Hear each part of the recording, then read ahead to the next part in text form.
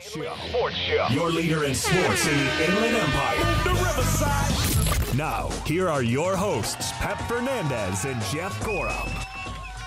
And welcome to another big edition of the Inland Sports Show on Fox Sports IE 1350 AM. I am Pep Fernandez. That is Jeff Gorham wearing his Highlander blue. I am going blue, baby. Man, what a game last night. UC Riverside and Cal State Fullerton. We're going to break that all the way down. The Highlanders, Jeff, long story short, they were right there. They had them on the ropes.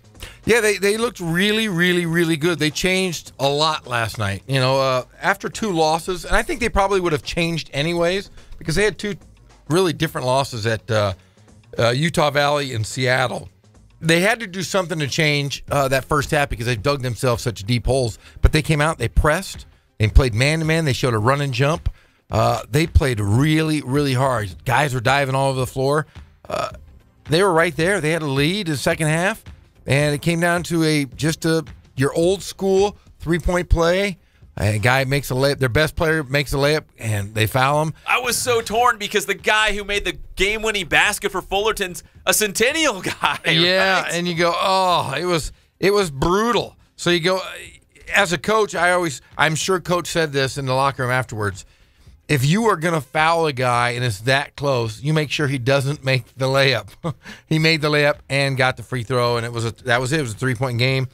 The thing that hurt him, though, is with 14:50, I think, in the first half, Brandon Rosser dives on the floor, gets the ball, and calls timeout. He gets tied up. He should have just let it go as a turnover or at least been a jump ball because it would have been Highlander basketball anyways. So as a player, you got to kind of always know the possession arrows and so forth.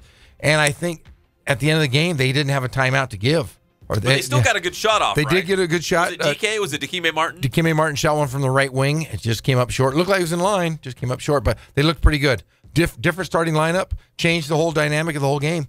So we're going to go second and third level as we break down this game between the Highlanders and the Titans. We'll also look ahead to Saturday as UC Riverside will take on UC Santa Barbara, try to get that first Big West Conference victory of the season. We'll break that down. We've got more high school football talk for you, including more details on the Inland Empire All-Star Classic. It's coming up next Saturday, January 13th at Centennial High School. And speaking of Centennial High School, in just a matter of minutes, we're going to have Huskies quarterback Tanner McKee live from San Antonio, where he's playing in the Army All-American Bowl, Jeff. Yeah, he's making some news. Yeah, headlines as well. National news around the nation.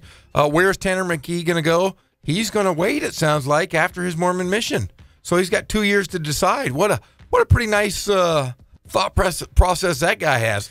Well, I'll decide in 2 years. Speaking of the man of the hour right now, let's go to the Boost Performance Training Celebrity Hotline. It's Centennial High School quarterback Tanner McKee, and we can't thank him enough for joining us live from San Antonio. And Tanner, first off, congratulations on that spot in the Army All-American Bowl. How has practice been this week? Are you enjoying yourself?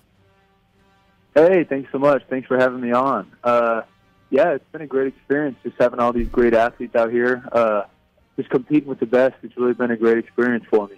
Now, we had Coach Logan on, I guess it was last week now, and I asked him, hey, you know what? All I want to really do is make sure Tanner's healthy because we didn't get to see you in that Bosco playoff game, but it sounds like you're good to go, you're healthy, you're back on the football field and excited to keep playing. Yeah, definitely. I'm feeling great. I'm excited to be back in pads, back on the football field, and just doing the thing I love. Now, Tanner, are they treating you well back there? Because we always hear about the perks of going to this big great football game every year. Do they bring the coach out and your family, everybody? Now, what do they do for you? Yeah, so they're bringing us out, and they're feeding us, putting us in a nice hotel. We're going around and doing different kind of things in San Antonio. They give us a little free time to let us go around San Antonio, see the city a little bit. And it's my first time in San Antonio, so it's a really nice city. Just seeing around, and they're giving us a ton of gear. I mean, we're getting like a pair of shoes every day and different gear. So it's really been fun. So is Coach Logan out there already, or is he en route? Is he on his way? I'm not sure if he's out here. He said he was coming down, but he's going to be in a lot of meetings, so I don't think I'm going to be able to see him until like the game. So I'll text him and see where he is. Yeah, because he's had a couple guys go through there, but he through the Army All-American Bowl out of Centennial High School. But he said the last time that he actually made the trip was when Vontez Burfict was an Army All-American, several years back now. Burfict's been in the league for a long time. We got Tanner McKee here on the Inland Sports Show on Fox Sports IE 1350 AM, Centennial High School quarterback. And Tanner, you've been making headlines saying that you will not sign with the team until you're back from your mission after 2 years. What kind of went into the decision process in terms of, making that decision after you returned from your mission? That's funny. I've actually seen a couple things like that, but I'm actually planning on signing. Breaking news. Okay, so give us the lowdown then, Tanner. I saw that. I saw a reporter put that out, and I was like, I don't think I said that. I'm not sure. I think he misunderstood, because if I sign my NOI, then it's only good for a year, so I'd have to sign another one while I'm out on my mission. So technically the NOI that I sign on signing day isn't the NOI that will be binding for me, but I'm still planning on signing to a school in February. So in February, when you sign, are you still in that process of trying to figure out which school it's going to be? Have you narrowed it down to finalists? Has it been a tough decision? Yeah, it's been really tough. Just going around, there's a ton of amazing schools with great programs and great coaches. So it's really been tough. But yeah, I'm just still making the rounds. I'm going to Stanford in, I think, next weekend. And I'll kind of wrap up all my trips, and then after that, I'll kind of think about it, see what place feels right for me. Well, with that said, let me ask you this, Tanner, because I've had other players, other local guys tell me when they go to the Army All-American Bowl, if they're undecided still, they feel the full court press from the other guys at the Army All-American Bowl who have already, made commitments, and they're 100%, hey, I'm going to whatever it is, Stanford, USC, Alabama. But they feel the pressure from the other guys like, hey, Tanner, come on, man, come join me at this school. We're going to be great. Have you felt any outside pressure from the other guys about trying to get them to your school? Yeah, I mean, a little bit. There's been a bunch of guys talking to me into their school, trying to sell their pitch. And so it's been fun to see all the guys and see why they chose a school or things. So just fun getting different perspectives on things. You would look good in blue and gold for Chip Kelly, my friend. Jeff over here is a UCLA guy, so don't mind Jeff. Awesome. Hey, he's personal friends with my brother, so I gotta that's my little pitch to you. All right, perfect. Hey, Tanner, what's it like, though, getting to know some of these guys as you go through the whole week of practice and the other festivities, the things that you go through, getting to know these guys on a more personal level? What's that been like?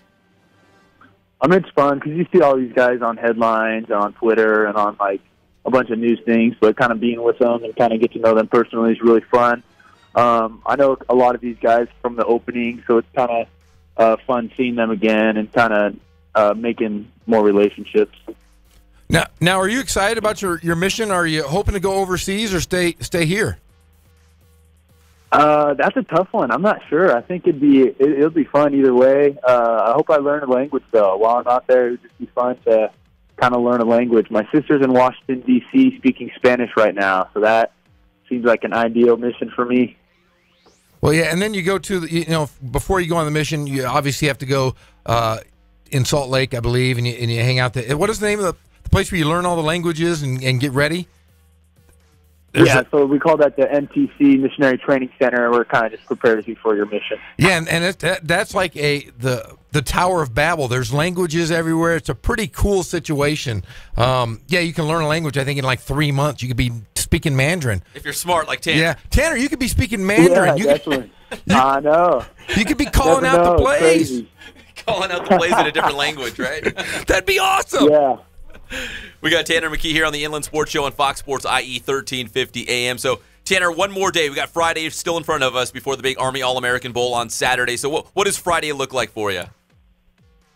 I think we're just running through. We kind of finished up our install today because we all had to jam it in just 1 week.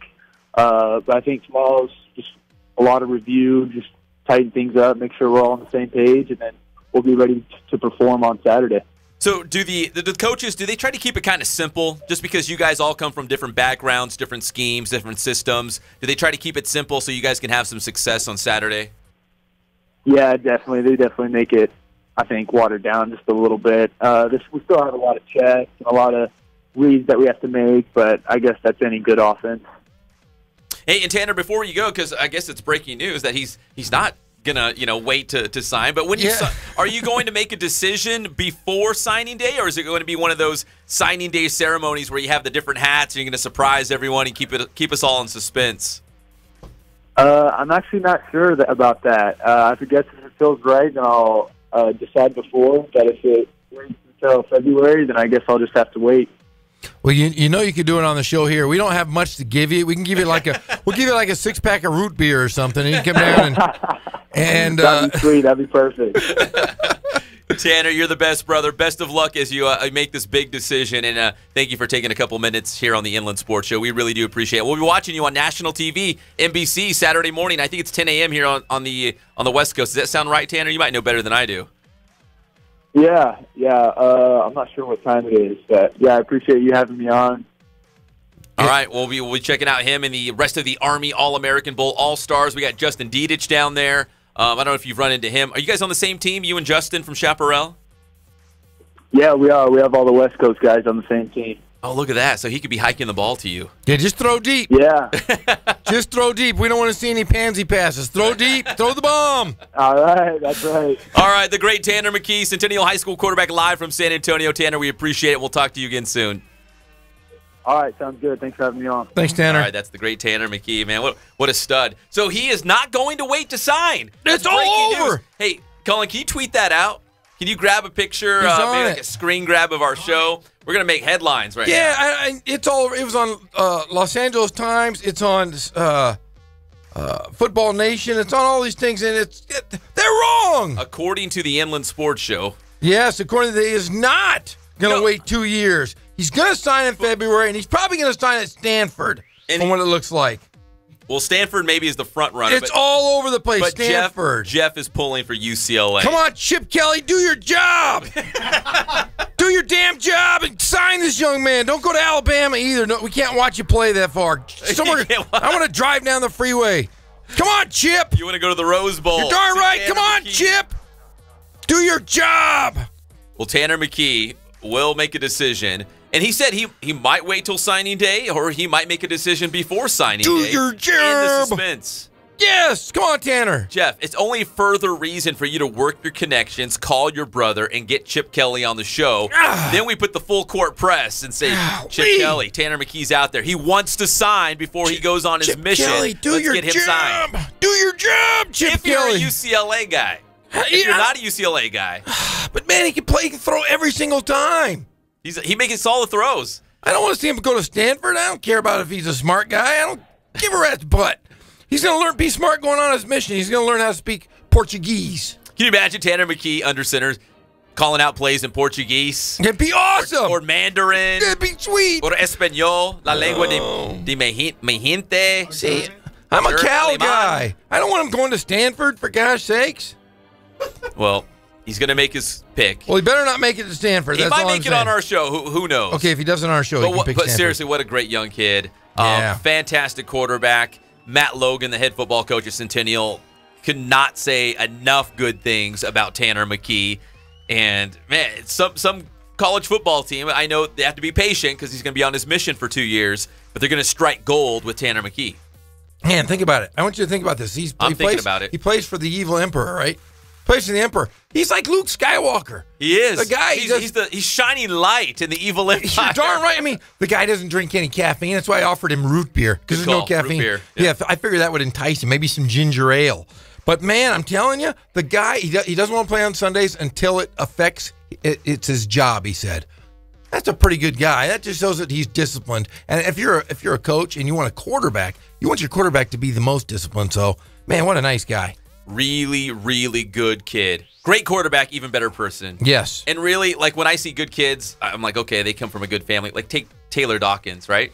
Taylor Dawkins. Here, you're like, okay, well, I know why she's such a good kid. It's because they come from good parents. I looked around for her last night at Cal State Fullerton, and I was hoping I'd see a Taylor Dawkins sighting. I saw these girls. She's too busy. Yeah, I saw these girls. I thought they were softball players, and they weren't, but they knew who she was. I said, "Are you guys softball players? Do you know Taylor Dawkins?" They go, she's a rock star. We know Taylor, but we're not softball players. They were volleyball players. So I talked to him for a few minutes. Of course you did. Of course I did. Always say hello to the ladies. How was the snack bar? Snack bar was fantastic. Did you eat there last No, night? but I saw somebody with a Philly cheesesteak sandwich. Oh, Yeah. that's very exotic. You don't usually see that at a basketball game. Admiral Snack Bar noticed it and really enjoyed the snack bar. It's a snack. Yeah, they even had like a tent inside the gym. It was cool. They did? Yeah. Just for you. Bring I was the like, food. I said, Hey, you know what we had after the game though? I know I have to tell you this. The Newport Rib Company. They gave us a box. I got on the bus and there was a box of food on my seat. It had chicken wings. It had some sort of chicken sandwich. I had barbecued beans and a big thing of mashed potatoes. So as we go behind the scenes here on the Inland Sports Show, our conversations go like this. Oh, Jeff, man, DK had a shot at the end to win. It was a pretty good shot. Yeah, I can't really remember about that shot, but you know what? We had chicken and ribs on the bus. The Newport Rib Company is like one of the best restaurants on the West Coast. And I'm like, wow, we got Newport Rib Company. This is big time. Listen, I would love to talk about ribs and chicken sandwiches with you, but when we come back after the break, we're going to talk more about the UCR basketball game against Cal State Fullerton last night. Cal Baptist, big win against Dominican last night. We're going to break that down as well. And there's a lot of college football news beyond Tanner McKee. Some guys at the college level at USC and UCLA going to the NFL. We're talking about Josh Rosen and Sam Darnold. We'll talk about that as well when we come back. It's the one and only Inland Sports Show on Fox Sports IE 1350 AM. It was all that Dan Marino's fault. Everyone knows that. If he had held the ball laces out like he's supposed to, Ray would never have missed that kick. Would you like a cookie, son?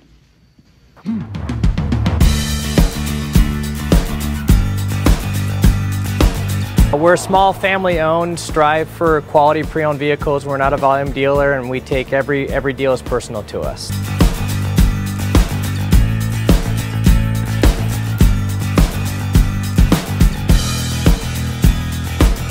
We're a low-stress environment. We're not a pressure sales house.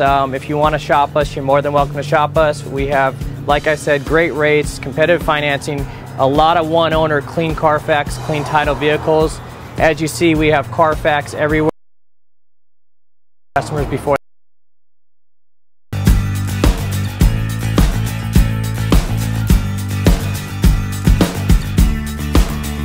We're right off of Ontario, right off a couple exits off the 15 freeway, off Cajelco, off El Cerrito, and we're right on the main drag going into Dos Logos and the crossings.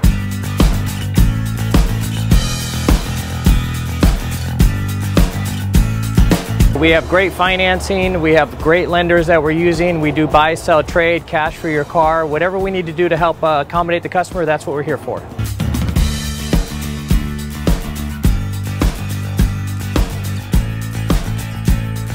We have a little bit of everything. We start at about $69.95 and go all the way up to $100,000. We have Escalades, we have commuters, we have pickup trucks, we have Jeeps, sport utilities, and if we don't have it, our specialty is finding you exactly what you're looking for.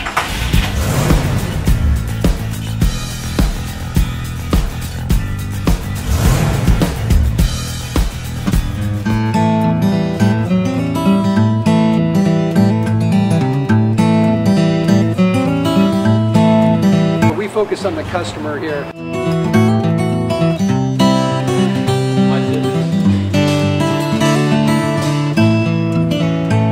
Believe it or not, that is the biggest thing for customers on an oil change. They just want the convenience of coming in, driving in, getting it done, and driving out.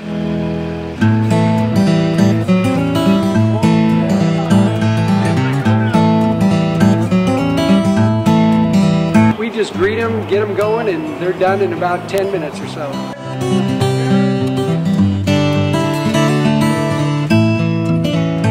We don't push any sales on them. We do the oil change, and I think that's what sets us apart is our customer service. Vacuumed and cleaned your windshield for you as well. Everything's looking pretty good. Come into us one time, believe me, we'll spoil you and you'll be ready to come back the next time.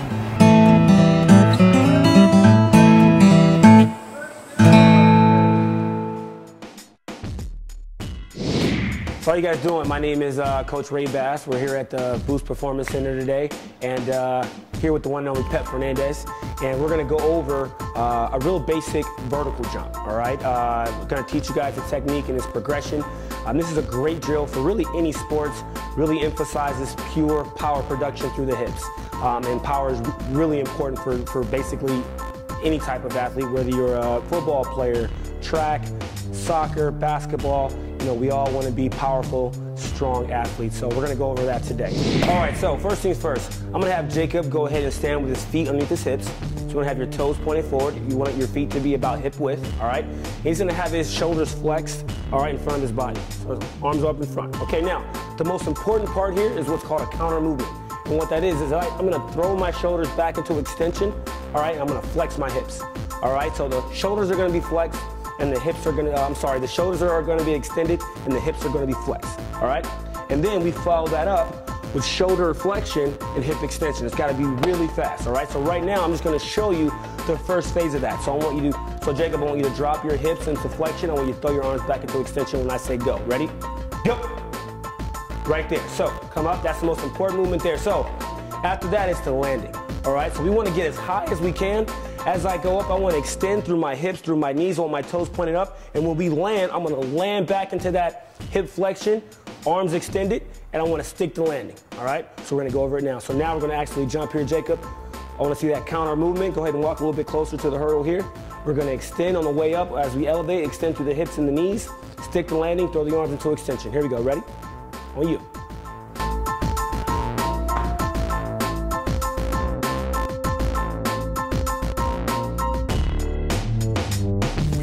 To the Inland Sports Show. Here are your hosts, Pep Fernandez and Jeff Gorham. Welcome back. It's the one and only, the Inland Sports Show on Fox Sports IE 1350 AM. A little bit of breaking news here. Centennial quarterback Tanner McKee, despite all the reports that you might have read, not true. It was all over the internet. It was all over the internet. Real. Fake news. They said he was going to wait and not sign a scholarship before he went on his mission. But in fact, he is. Blasphemer! He said it right here. And I guess, you know what? He was happy to come on the show and kind of set the record straight here for all the folks here in the Inland Empire and beyond that, yeah, he will sign. In fact, he might make a decision before signing day, or he might wait until the actual signing day, the first Wednesday in February, and keep everyone in suspense. He might do it here as well. Might do it on the show. I coaxed him with some root beer. You did. I don't know. If he's not signing with UCLA, you might have scared him off, Jeff. He better sign. Chip Kelly, do your job. Call your brother. Do your job. Text him right now. They took our jobs. All right, so let's put the phone line out there right now. Maybe you want to talk about where you think Tanner McKee, big-time Centennial quarterback, will end up. Maybe you want to talk about UC Riverside and Cal State Fullerton battling last night. Will the Highlanders win Saturday at Santa Barbara? CBU hoops off to another great start, but we wouldn't expect anything less, right? Right. And USC quarterback Sam Darnold and UCLA quarterback Josh Rosen both declaring for the NFL draft. So they are both taking their talents to the pros. A lot to talk about. There's a lot going on right now. And we need to talk about that later on because I really do have a whole thought process on that Rosen not wanting to play for the Browns. You have a big take on that? Remember I thought it was a pretty good one. I was like sitting around, I'm going, there's a lot of free agents out there. Lots of free agents. Well, let's put the phone line out there. Here is the hotline. It's 951-369-1350. Once again, 951-369-1350. If you've got a hot sports take, hit us up. Jeff, let's go back to the UC Riverside game last night. We'll be sprinkling some Highlander hoops all throughout the show. You were there, 68-65. Tough loss on the road at Fullerton, but DJ Sylvester, 24 points, a career high to lead the way, and Coach Bell made the move to put him in the starting lineup. We haven't seen that a lot this year. No, I think versus very athletic teams, and Fullerton, their big guys, really only about 6'7". Jackson Rowe isn't that big, but he's their big guy, and they put another guy named Robertson who just got in foul trouble very quickly. They went with a smaller lineup, a more athletic lineup to match up with Fullerton's 3 and 4 guards that they have. And they did a really good job. They came out and played man-to-man from the get-go. They ran a run-and-jump defense, full-court press, which really changed the whole momentum of the game. The only problem they did in the first half is they gave up far too many layups. I mean, it was layup, going to your left side, layup, layup, layup, layup. And that's just because they haven't played enough man-to-man. For, I'd say 3/4 of the year they played zone, a 2-3 or a 3-2 zone. Yesterday they played primarily man, and when you do that, you break down defensively because you're not talking and you're just not used to the rotation. There's not a Cliff Notes version of playing man-to-man where you can squeeze it in a day or two of practice and be ready? You got to do a lot of shell drill, and I'm sure that's what they did today as they walked through the shell drill. One pass away, your hand is in the lane, you're guarding your man. 2 passes away, you're help side, and you're always talking. What happened is they brought Alex Larson out of the mix, and it made it really a mismatch with the guards going to the bucket with not a big guy inside. They pulled him out of the key. But I'll tell you what, defensively, the Highlanders held Fullerton scoreless for 6 minutes in the second half. They were trailing 54-48, I think, with 13 and a half minutes to go. They held them scoreless. They took the lead 59-54, but then they missed their final 7 or 8 shots down the stretch as the Highlanders basically gave away a tough road loss. Kyle Alman goes up for a layup, gets the old-fashioned three-point play, and they just won at the buzzer, basically. Well, Justin Bell made his head coaching debut, and I was listening to you at GoHighlanders.com. Jeff had to call last night. I finished up the UC Riverside Coaches Show, which was a lot of fun. Everyone was asking, where's Jeff? No. Where's Jeff? Yeah, no one's saying. Actually, I should cue up that song. We're going to play that song. I just love that song. Everyone's like, where's Jeff? And I said, well, we had to split up. Jeff was hooping it up. Well, everybody, last night everybody expected to see you and I. We saw some friends on press row, and they go, where's Pep? And I said, he's doing a song called Where's Pep. We'll work on that. You're like, hey, I said, he's doing the coaches show. And he goes, it's the same time? And I said, yeah, kind of strange. But yeah, apparently we are making some names for ourselves out here at the Inland Sports Show. People are asking. They want to know who our producers are. We got lots of people. Lots of people behind the scenes. They want to know who. They even said, you have writers. Do you guys have writers? Lots of writers. I'm like, wow, writers? Producers and writers. We got a think tank over here in the corner. Yeah, but it was cool. It was really cool seeing all those guys last night and having some Cal State Fullerton fans going, hey, we listen to the Inland Sports Show. I go, how do you? We live in Riverside. Okay, there you go. There you go. Yeah. It's growing. Yeah. It's building. So we're going to talk more about UC Riverside basketball later in the show as we get ready for UC Santa Barbara coming up on Saturday night. The Gauchos actually play tonight against Cal Poly. Yeah, I'm gonna watch if I can or listen to that as well. I think it's an ESPN game, isn't it? ESPNU or 3 or one of those. So. I think it's on 3, so I'll watch that tonight. Saturday night's game is an ESPN game too. ESPN 3. Oh no, it might be ESPNU because it's a 9 o'clock start. Yeah, that's a late start. We got to drive back late. Hey, I might have got us a room. Wait, yeah. Pep, I think I got us a room. Again, a lot of these conversations Jeff and I have on the air, they're not filtered. We haven't talked about this behind the scenes. What do you mean you got us a room? I might have got us a room like a hotel room because I was talking to some peeps and I said, hey, we're going to be up there. We're driving ourselves up so we can, we have things to do on Saturday, so we're driving up. We're very busy. Very busy. So I said, hey, how about getting us a room for the night so we don't have to drive back? And they said, we're going to look into that for you, Jeff. Really? Powers that be are looking into a room. The Inland Sports Show just carries a lot of juice. Yeah, and I said I just wanted one twin bed. Oh, I'm driving back. It'll be like planes, Uber. Planes, trains, and automobiles. You're gonna say, hey, those aren't pillows. Yeah, I'm gonna be spooning you, Pep. You're gonna be my little hot rock, my little warm spooning buddy. No, but we might have a room. Come get me, Uber. Yeah. Help me, Uber. Uber 3 hours home. I'm telling you, we might have a room. If there's 2 beds, I'm down. Okay. If there's only 1 bed, I'm going to pull a Sharice Wright. Remember the Colton High School star, Buffalo Bill, who did an Uber from, what was it? Was it Chicago all the way to Buffalo to sign his contract? I'm going to take a page from Sharice's book. I'm going to buy myself an Uber. You're kidding me, man. No way. I'm going to hug you. You're a little guy. A little warm guy. Yeah, but we might have a hotel room. So, yeah, just think about that. Then we can drive back early the next day. I'm thinking about it. I'm thinking about it, Jerry. I don't even sleep. His eyes are going to be like biggest saucers as he just sleeps next to me while I snore. Clearly this is not a conversation Jeff and I had prior to getting on the air. This is great. This is what writers do. Yeah, writers over here. Oh, the think tank. When we come back here on the Inland Sports Show on Fox Sports IE 1350 AM, we talk UCR hoops. We're going to talk about Cal Baptist basketball. Big win last night against Dominican. The Penguins Yes. Local guy runs the show for the Penguins. Yes. Local guy from Hemet. We're going to talk about him. Tockwitz High School. We're going to talk about him. Jeff has some thoughts on Rosen and Darnold going to the NFL draft and what the Browns should do. The 0-16 Browns with the #1 pick. What would Brown do? Isn't that the UPS thing? What would Brown do for you? Yeah. Yeah. Let's see what Browns are going to do. I think they need to. I'll tell you in a sec. They've got a big decision to make. They got a big one. I know and the good thing is Jeff has solved all their problems. I did. We'll talk to Jeff about his Cleveland Browns solution when we come back. It's the one and only Inland Sports Show on Fox Sports IE 1350 AM. But I see you gonna get up in there, clean up all that mess and make them tacos, right? I'm a cook, I'm a clean. That's You right. put it down. That's right.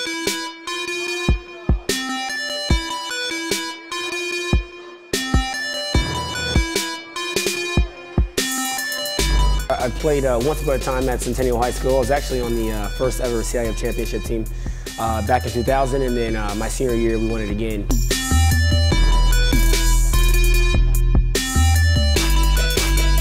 I think that's my passion because I've done it. You know, I know exactly where these athletes are at. I know what their mindset is right now. I know how hard it is to, number one, find a performance coach who can take you to the next level.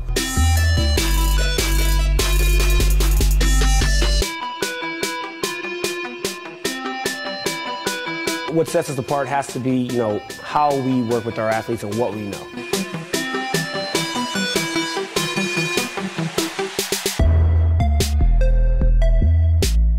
We can take an athlete and you know, help them reach their athletic potential, you know, help them, you know, prevent injuries, help get them stronger.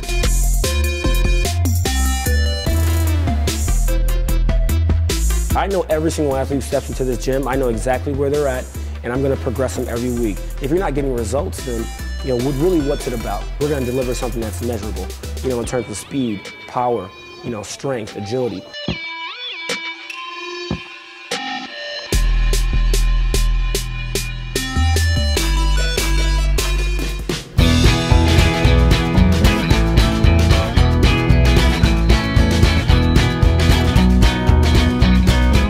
Thank God, first of all. I thank the great people that I've got around me that help support me, the people that work for me. As I started, if it wasn't for the people around me, we probably wouldn't be here right now, but I've got a great staff.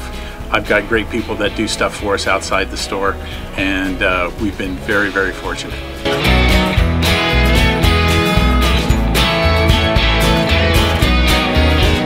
Our service is impeccable, and we just keep trying to get better every year. We can do online stuff for your teams, as well as, like I said, the screen printing, the embroidery. We also have 3 women that do extra sewing for us, like tackle tool on uniforms, or the bling or rhinestones for different shirts for the ladies.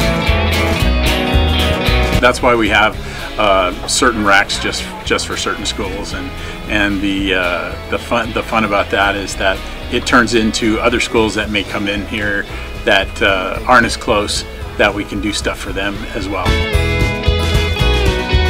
We've had very, very good customers throughout the years, and it's just been a blast.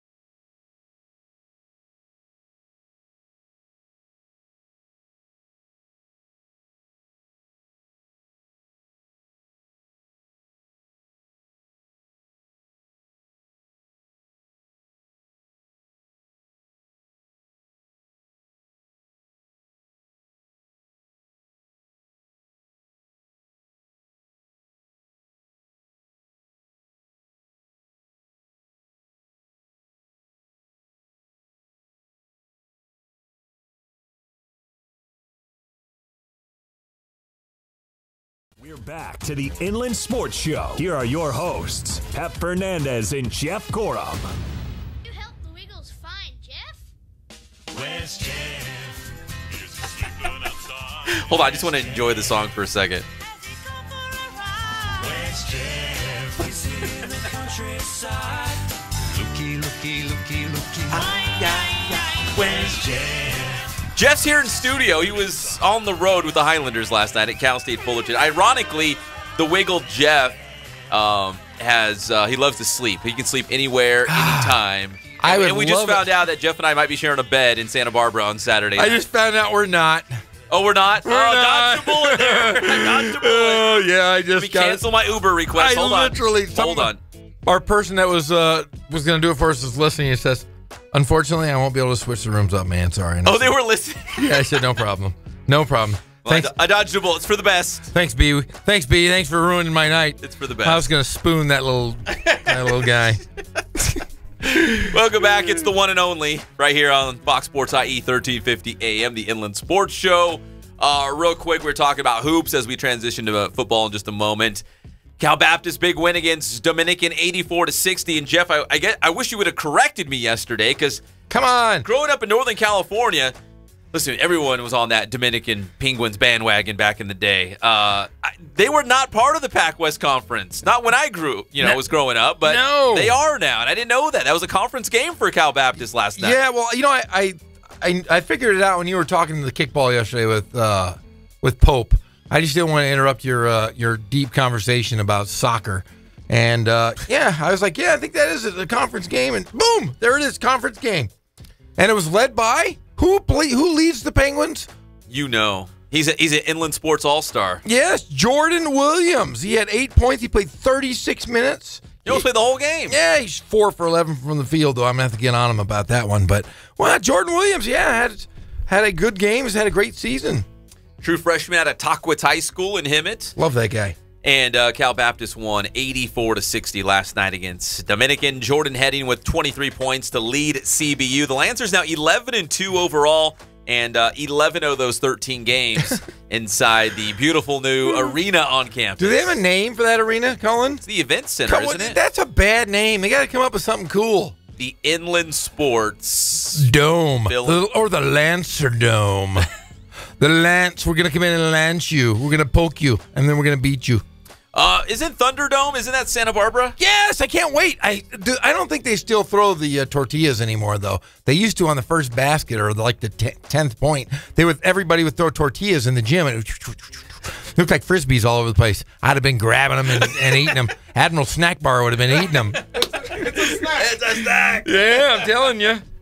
Big win for Cal Baptist last night against Dominican. Again, 11-2 overall. So Coach Croy has those guys going in the right direction. Their final season in the Pac-West Conference before moving a little bit farther in that transition into Division I status and the WAC. All right, so the NFL draft is, when I say coming up, it's in a couple months in April. Yes. But we already know the Cleveland Browns, winless, 0-16, will have the number 1 pick. And it looks like they'll probably take a quarterback. As much as I love my boy Cody Kessler, I don't know if he's the future for the Cleveland Browns. It's probably better for him to get out of Cleveland. But they need a quarterback, and it looks like they'll go with a quarterback at number 1. Maybe it's Josh Rosen. Maybe it's Sam Darnold. I don't think they should take any of those guys. That's the thing. Here's my thought process. What's your thing? Okay, you have Drew Brees, Alex Smith, Kirk Cousins, Sam Bradford, Teddy Bridgewater, A.J. McCarron, and Tyrod Taylor, all free agents. All of those guys are free agents. Why wouldn't you sign and trade for that draft pick? Because listen, you're gonna still start over with this young quarterback who hasn't played in the league, and some of these guys are older guys. I hate to say, Drew Brees will probably get taken out. He's gonna get re-signed. But Alex Smith or Kirk Cousins, if you franchise him, you're gonna have to pay him like $900 million guaranteed money. Why would you do that? Why wouldn't you take a young guy with already an established line and build around a young guy like Darnold or Rosen, one of those guys? Why wouldn't you trade for him, and then you have an established quarterback with the Browns? You're not starting young.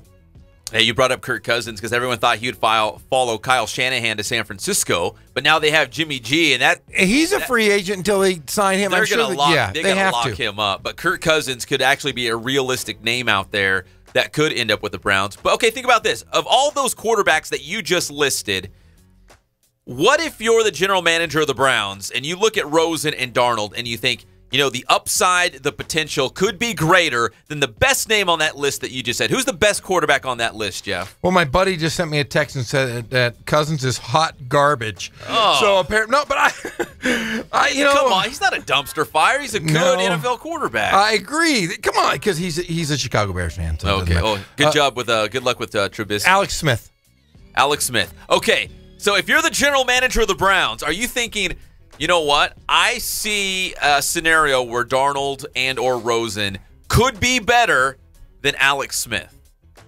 Because what if What if the Browns make a trade, they trade away their picks, they bring in, let's say, Alex Smith for the sake of conversation, and then Sam Darnold goes to, let's say, the Jets, and the Jets find out this guy is the next big thing. Would it just put the Browns back like another 10 years?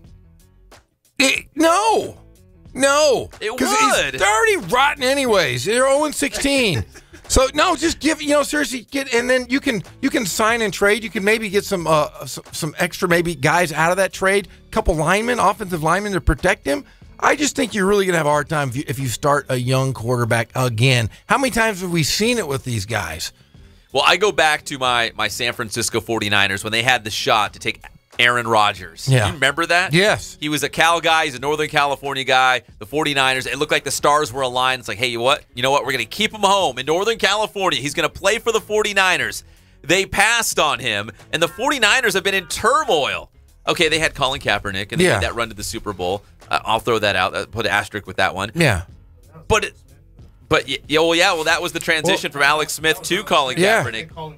But you can also package that number 5 that they have. They have the number 5 pick in that 4 or 5 pick. What if you ship off the number 1 pick, get a veteran quarterback, and then take another QB at number 5? You could do that. That wouldn't be bad either. Or you just draft 2 quarterbacks, 2 young guys. I would just think fight it out, knife fight. I would just think it would be a real Brown move to say, you know what, we're going to pass on Darnold or Rosen, and we're going to go with a more established veteran quarterback who maybe has like 3 or 4 more good years. And then one of these rookies blows up, and they're going to be like the next Tom Brady, and you're like, man, that was a real Cleveland Brown move because that could have been our guy, and we would have been set for the next 10, 12 years. Yeah, but they've been snake bit before. Remember Johnny Football? Tim Couch. I mean, you just go, I just think if you want to at least win one game next year, you go a veteran and maybe package that number 5 pick. Let's say the Browns are going to draft Rosen or Darnold. Who would you take? Well, I know Rosen doesn't want to play for me, so that's true. He says he doesn't want to play for me. I would have to go Darnold. But see, I saw Josh Rosen the first time when he played Centennial. He was only a junior at St. John Bosco when they played Centennial in that SoCal regional game at Cerritos College. That was the best high school football team I've ever seen. And at any point, I've covered high school football all up and down California. That was the best high school team. In fact, if you went and asked Matt Logan, I'd love to ask him that question, actually. Who's the best team you've ever played? I'm sure there were some De La Salle teams that they went up against that were really good. But that Bosco team that I saw with my own eyes with Josh Rosen at quarterback was like the best high school football team I'd ever seen.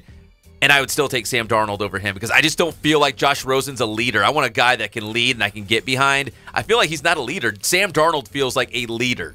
Sam Darnold is more poised in the pocket. He's composed. I feel like Rosen's like a hothead, entitled. Like I just can't get behind that. Darnold seems like a composed guy that can lead.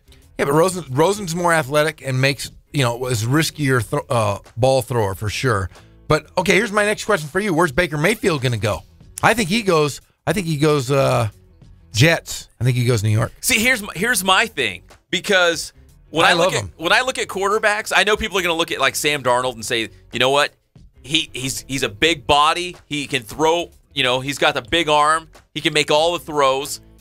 He's won some big games. Yeah, he didn't look so great against Ohio State. Yeah. But he looks like an NFL quarterback. But my thing is, and sometimes it bites me, is I don't care what you look like. I just want to win.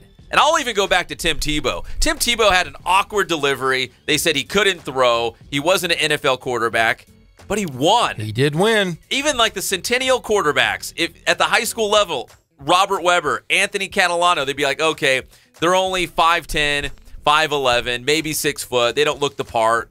But all they do is win. They make all the throws and they win. All I want to do is win. I don't care if you're 6'4" or 5'10". I just want to see you win. Doug Flutie. Doug Flutie. Doug Flutie. So with that said, what does Baker Mayfield do? All he does is win. Does Josh Rosen have a good year, a good junior year for the UCLA Bruins? Nope. No. No. But you just physical skills. Rosen's the most gifted. Would you not say that? The most gifted thrower. Yeah, probably. Good. Yeah. You know, he can throw out of the pocket. And the most starts at the college level. I mean, he's pretty seasoned by now. Yeah. I just want to win. When I look at Baker Mayfield, like, I love his story. Is he kind of wild and rough around the edges? Yeah. That's part of the package if you bring him in. That's part of the deal.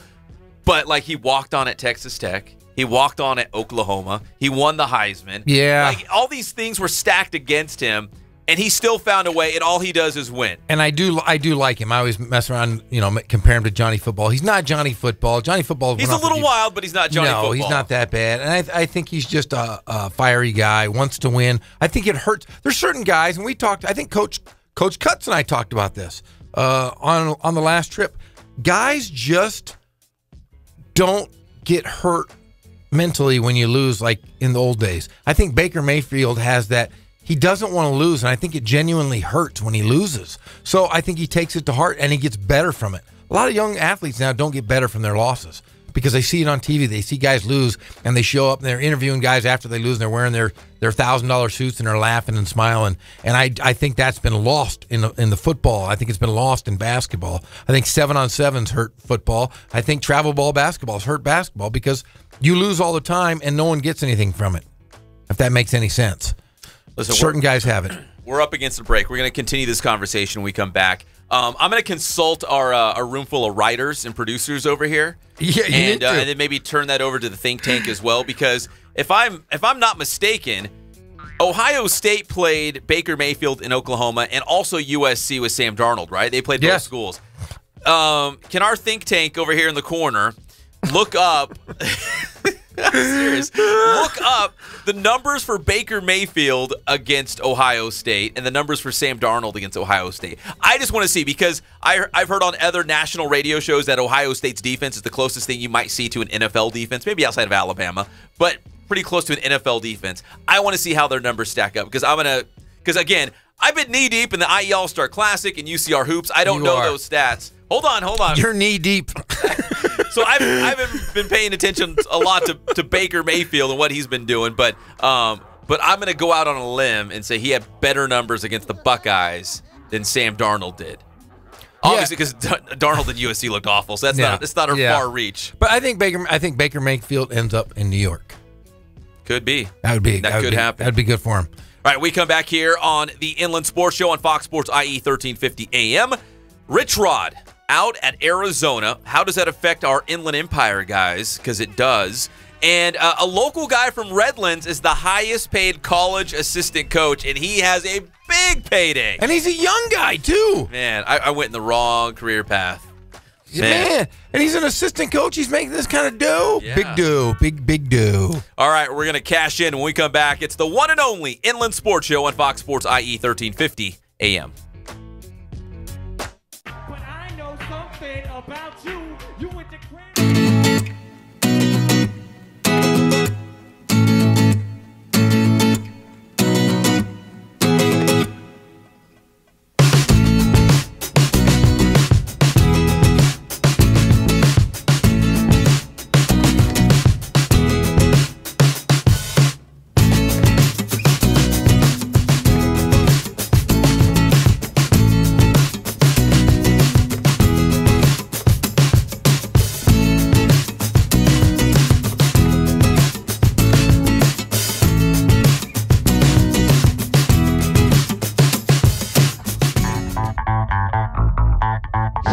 How you guys doing today?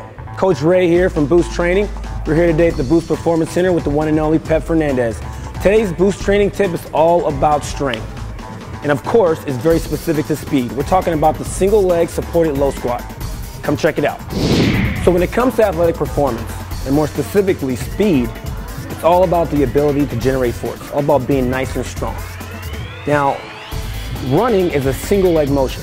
So it makes sense that you have to have a great foundation of strength. You got to have single leg strength. So this exercise really works on that single leg strength here with a deep bend in the hips, the knees, and the ankles. So what Mike is going to do is going to have an open hand grip.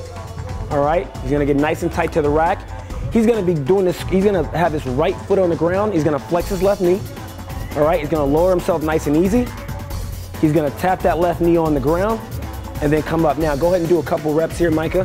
All right, so what we want here is we really want to emphasize pushing that left foot in the ground, that right foot in the ground and not pulling himself up, which is why we have the open hand grip.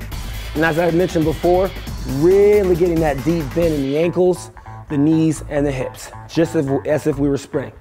So if you're not doing this exercise, you really want to add it to your repertoire because it's a great drill for building speed and generating force. We do it right here at Boost.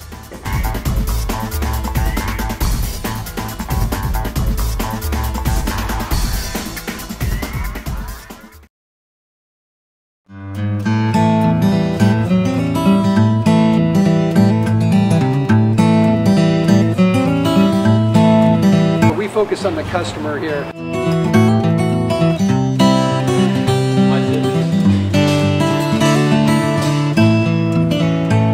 Believe it or not, that is the biggest thing for customers on an oil change. They just want the convenience of coming in, driving in, getting it done, and driving out.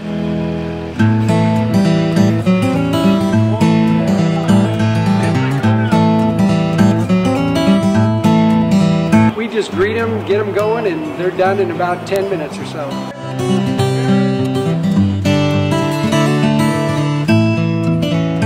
We don't push any sales on them. We do the oil change, and I think that's what sets us apart is our customer service. Vacuumed and cleaned your windshield for you as well. Everything's looking pretty good.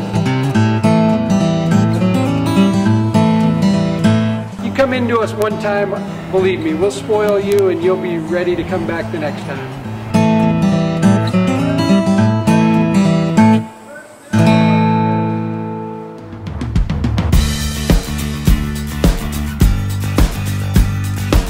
We're small, family-owned, strive for quality pre-owned vehicles. We're not a volume dealer, and we take every deal as personal to us.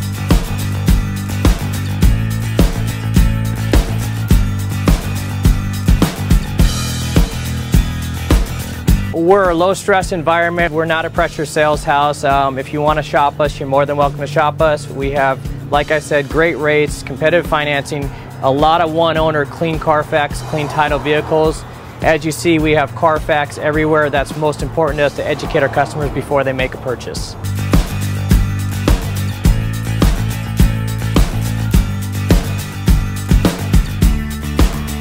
We're right off of Ontario, right off a couple exits off the 15 freeway, off Cajelco, off El Cerrito, and we're right on the main drag going into Dos Logos and the crossings.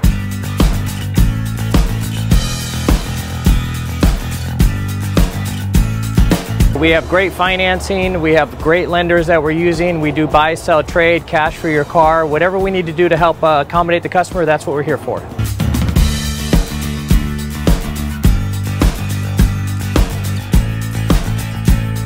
We have a little bit of everything. We start at about $69.95 and go all the way up to $100,000. We have Escalades, we have commuters, we have pickup trucks, we have Jeeps, sport utilities, and if we don't have it, our specialty is finding you exactly what you're looking for.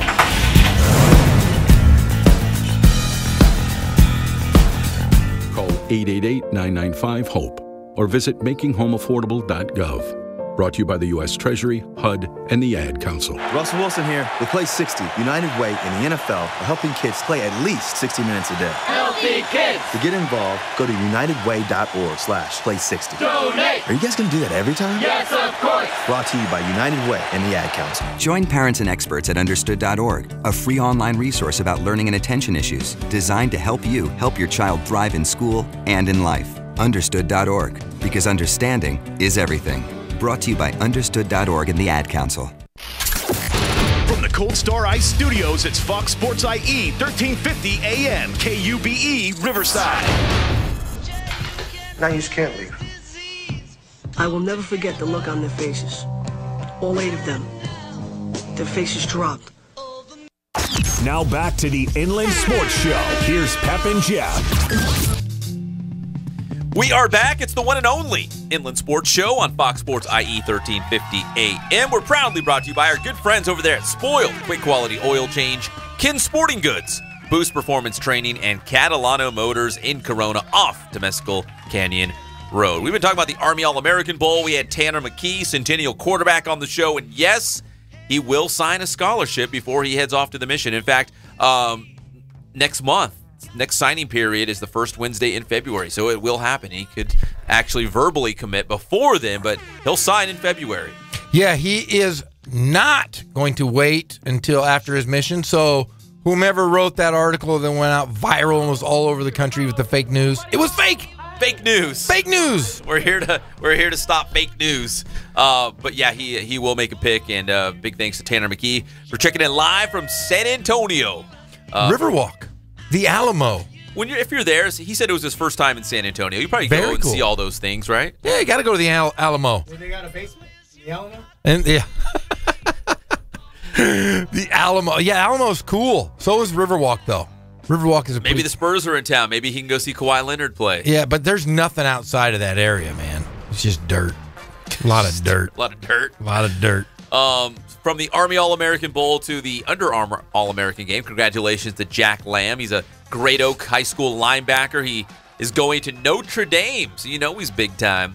And he's playing in the Under Armour game, which is taking place actually right now. Right now? Yeah, Steve Mariucci, Deion Sanders, they coached that game. They split them up by Mariucci. like highlight, spotlight. They have like funky names for the teams. And Steve Mariucci. Mooch.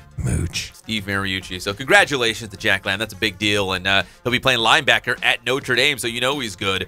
Some big news went down. So Rich Rodriguez is out at the University of Arizona. And the way it kind of affects the Inland Empire, Jeff, is this, that we have that early signing period. Remember in December, we had a bunch of guys. We had the Paloma Valley guy, Chance Nolan, the quarterback, came in for early signing period. Yes. We went out to Aquinas High School. They had a couple guys in their early signing period. Jasper Fries and Joshka Gustav. 1, 2, 3, 4, 5. Both signing with Pac-12 schools. Who else? Oh, we had the Roosevelt guys in here. What was it? Jeremy Musa was going to Hawaii. Another one's going to Utah State. Koch was going to Utah State and SC, and Chase Williams, to SC. So man, my brain remembered that. Yeah, man, we have a lot of people in here. That was before Christmas. So they had the early signing period now. Well, the University of Arizona, since they let Rich Rod go, now the guys who signed in that early signing period with Arizona, the big question is, can they be released if they want to be released? Now, one of the guys who signed with the Arizona Wildcats is Cajon High School defensive back Javon Hill, led them to a CIF Southern Section championship. Big-time guy in the secondary. But he's one of a handful of guys who has signed with the Arizona Wildcats. So when we speak in general about the Wildcats, should they be able to be released? Yes. Because, this all unfolded after they signed in this early signing period. Yes. You have to. I mean, you can't lose your coach after this guy. You've been recruited probably for a couple years. We're not talking for a week and a half. Hey, we're recruiting you for a week and a half. There's a couple years invested into these programs. And as a student athlete, you should be able to just say, hey, I'm not going. The guy that recruited me is not here.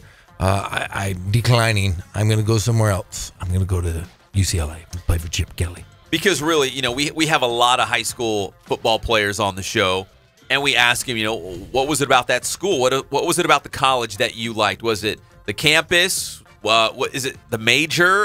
Do you want to stay on the West Coast? And a lot of times I'd say more times than not, they pick the school because of the coach. They go for the coach. Yeah, and anybody should be able to release. I mean, this is, you said, as an early signing period. This is the first time they've done this. Yeah, because they usually don't do. Well, they have like an early signing period, but it didn't include football. So they started doing football in December because a lot of these guys. Again, it's a big decision. It weighs on them. It's stressful. They just want to get it out of the way. Hey, I'm signed. Arizona, Notre Dame, wherever you're going. I'm signed. I'm done. I don't have to worry about it. And some of these guys, like a Justin Dedich, who signed with USC out of Chaparral High School, he signed.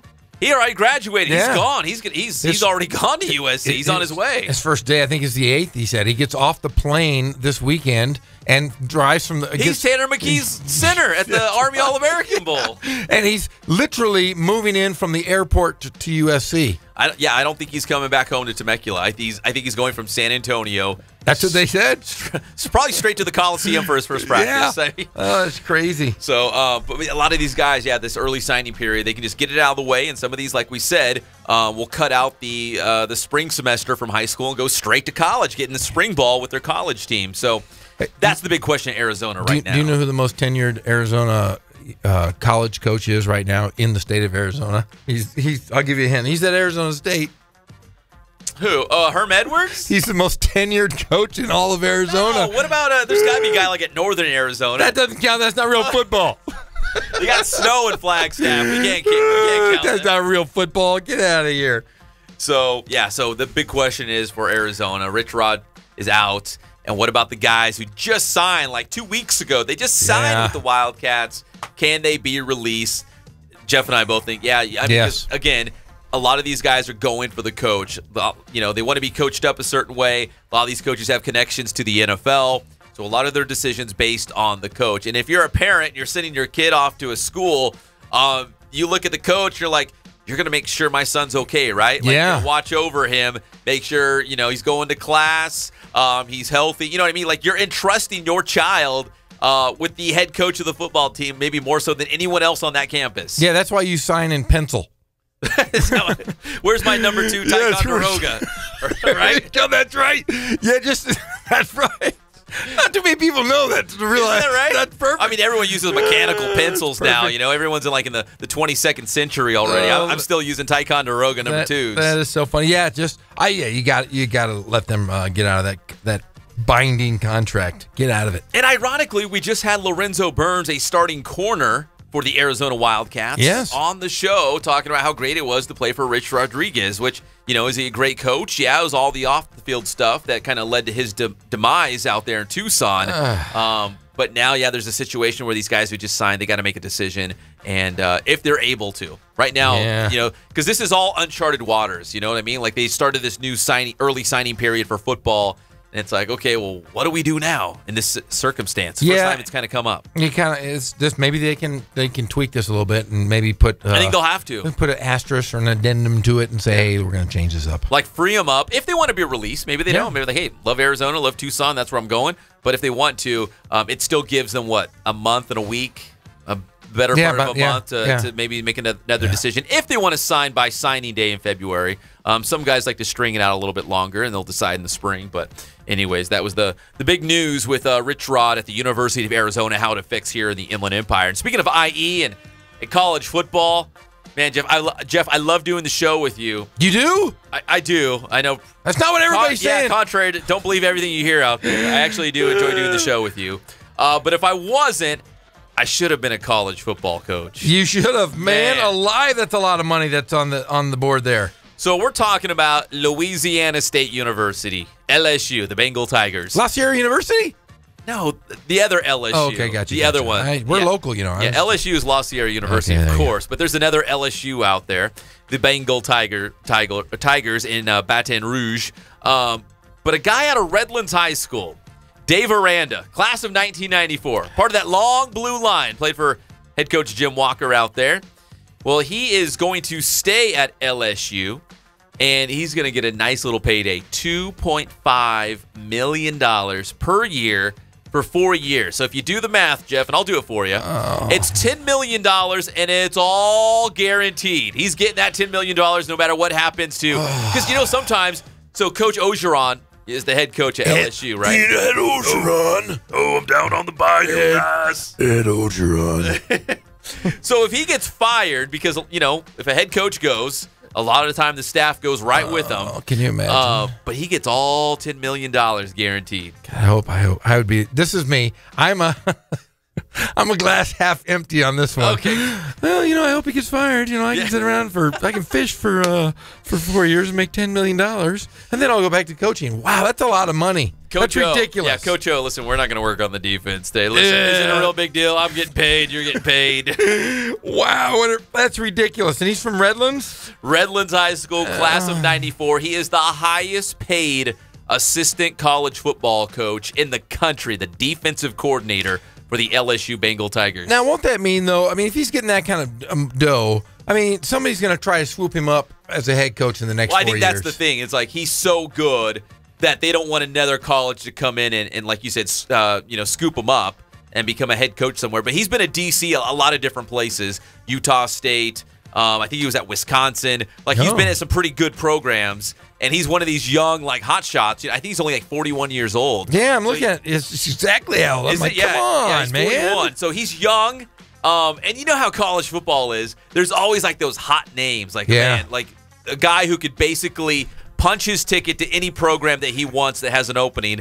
And Dave Aranda's one of those guys, and LSU is just trying to do their best to say, listen, we love you down here in the swamps of Louisiana. We don't want to see you leave. We're going to give you $10 million guaranteed to stay here. We're doing the wrong thing here. We really are. I'm going to go back to coaching. It's not too late. I'm going to be defensive coordinator. So congratulations to Dave Aranda. Nice little payday for the former Redlands High School Terrier, the highest paid assistant in all of college football. And LSU's pretty good too. Not to say that Ed Ogeron's going to lose his job, but if Dave Aranda hangs around long enough, he could be the next in line if he wants. I mean, some of these guys make a great living just being a coordinator. Yes, and they're very good at it. Apparently so. Good golly, that's ridiculous. So $2.5 million over the next 4 years. When we come back, we're going to circle back around to the UC Riverside basketball team. Had their Big West Conference opener last night against Cal State Fullerton. A tough 3-point loss to the Titans. Can they bounce back? They got UC Santa Barbara coming up on Saturday night at the Thunderdome. Can't with wait. or without tortillas. See, I remember they had Brian Shaw. Brian Shaw? Brian Shaw played for the Gauchos. The Gauchos. Most famous Gaucho of all time? Yes. Oh, I would tell you this. Just blew. I'm going to blow your mind. Do it. Blow your mind. Bring it on. I was on a recruiting trip to. That's how the stories start. Yeah, that was on this recruiting trip. I was on a recruiting trip. And there was Mike Tyson. It was an unofficial. It was just kind of like drive up the coast. UNLV was recruiting me. Tarkanian was recruiting me. Say, hey, why don't you come on up to drive up to Santa Barbara? Why don't you play Santa Barbara? And I was there when they threw tortillas. And UC Santa Barbara beat the number 1 ranked team, the UNLV Running Rebels. So what year was this? It had to be 88 or 80. Yeah, 88, I believe. That's their heyday. Yeah, and UC Santa Barbara was that beat the them. Larry Johnson, CC Ogman teams? Yes. And they beat them, and they rushed the floor. And I remember after the game, I went down because it wasn't just Jerry Tarkanian was recruiting me, but Mark Warkentine, a Ramona High School graduate, was the associate head coach at the time. And I remember going down into the locker room after the game. To UNLV's locker room. Yeah, to UNLV. And my dad was friends with all those guys. And I remember they say, normally we don't lose, and we end up losing. So do you want to come to UNLV? Yeah. And it was, and I thought about it. I'm like, man, I could have had a national championship. I could have got John Smith and I could have been playing together at UNLV together. But it was like, I could have got into Berkeley, Stanford. I could have got into the Air Force Academy or go to UNLV, and I just thought, I shouldn't go there. Of all nights. Yeah, they got beat. UNLV. But I was just so funny. They were like, yeah, normally we don't lose this one. But Brian Shaw, I think, was the star, was one of the stars of that team, if I recall. Hey, let's go back to the think tank as we head into the break, because I'd love to see the box score, like the stat line from that game. Do you think it's out there somewhere? UC I'm sure Santa Barbara it is. At UNLV. Our one of our writers is going to have to look it up. Yeah. I want to say it was 1980. We got the hardest working writers in the business. It had to be. We're blessed. Hashtag blessed. 1988, I would say. It was either 88 or 89. 88. UC Santa Barbara, UNLV. And it was in the old PC2A, was what it used to be called. That was the Big West. It was Long Beach State, UC Santa Barbara, UNLV. Holy cow. So that was a conference game. Yeah, it was a conference game. Here it is. 1988. They led to 2 wins over UNLV. The Gauchos win in Las Vegas, ended the Redlands Rebels' home winning streak of 28 games. They did? Yes. I'm telling you. I was there. All right. Let's digest those numbers. When we come back, we'll go back in time. We'll hop in the time machine and talk about that big win for the Gauchos, because that's who UC Riverside has next Saturday night. Yes. As they head to the Thunderdome. And in just about, 13 minutes or so, we're going to have Jamal Smith, the point guard for Cal State Fullerton, part of that big win against UCR last night. But he's a Moreno Valley native from the Rancho Verde High School, starting the point. You saw him up close, Jeff. He looked pretty good last night. Looked great. He started all but 1 games for the Titans. He's the point guard. Man, he was guarding Dikembe Martin, Chance Murray. He was guarding DJ Sylvester. He was guarding everybody. He was all over the place. But what a poised. We talked about poise. He's a good poised young player. He was a walk-on, and now he's starting. He's playing for his dad. How cool is that? We've had his dad on. We've had his sister on. Now we're going to have him on. He's got a younger sister who's playing high school basketball. At JW North, and right? He's got his mom who's a big-time supporter of Riverside basketball. We got to get them all on. If they have a cat, we got to get that cat on. Jamal Smith right around the corner. More basketball talk as well. It's the one and only Inland Sports Show on Fox Sports IE 1350 AM.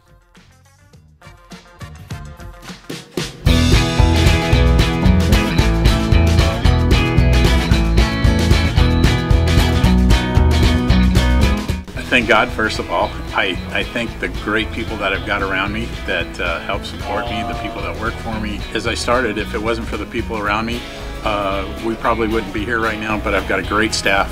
I've got great people that do stuff for us outside the store, and we've been very, very fortunate.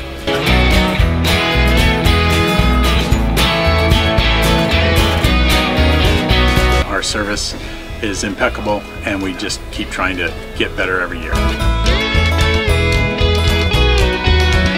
We can do online stuff for your teams, as well as, like I said, the screen printing, the embroidery. We also have 3 women that do extra sewing for us, like tackle tool on uniforms, or the bling or rhinestones for different shirts for the ladies.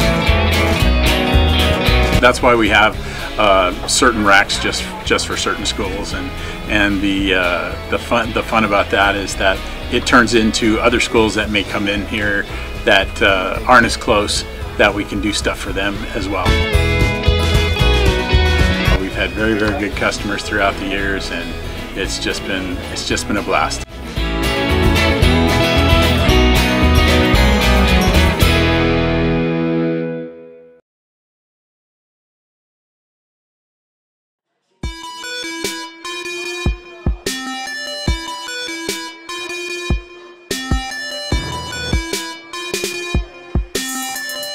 I played once upon a time at Centennial High School. I was actually on the first ever CIF championship team back in 2000, and then my senior year we won it again.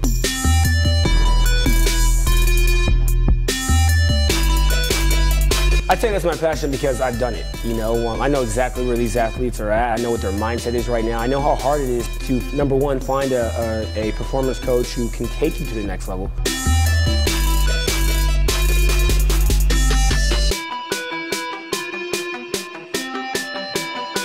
What sets us apart has to be, how we work with our athletes and what we know.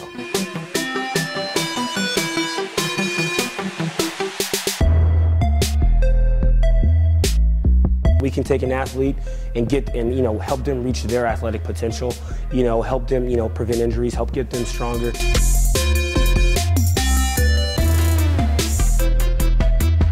I know every single athlete who steps into this gym. I know exactly where they're at, and I'm going to progress them every week. If you're not getting results, then, what's it about? We're going to deliver something that's measurable, in terms of speed, power, strength, agility.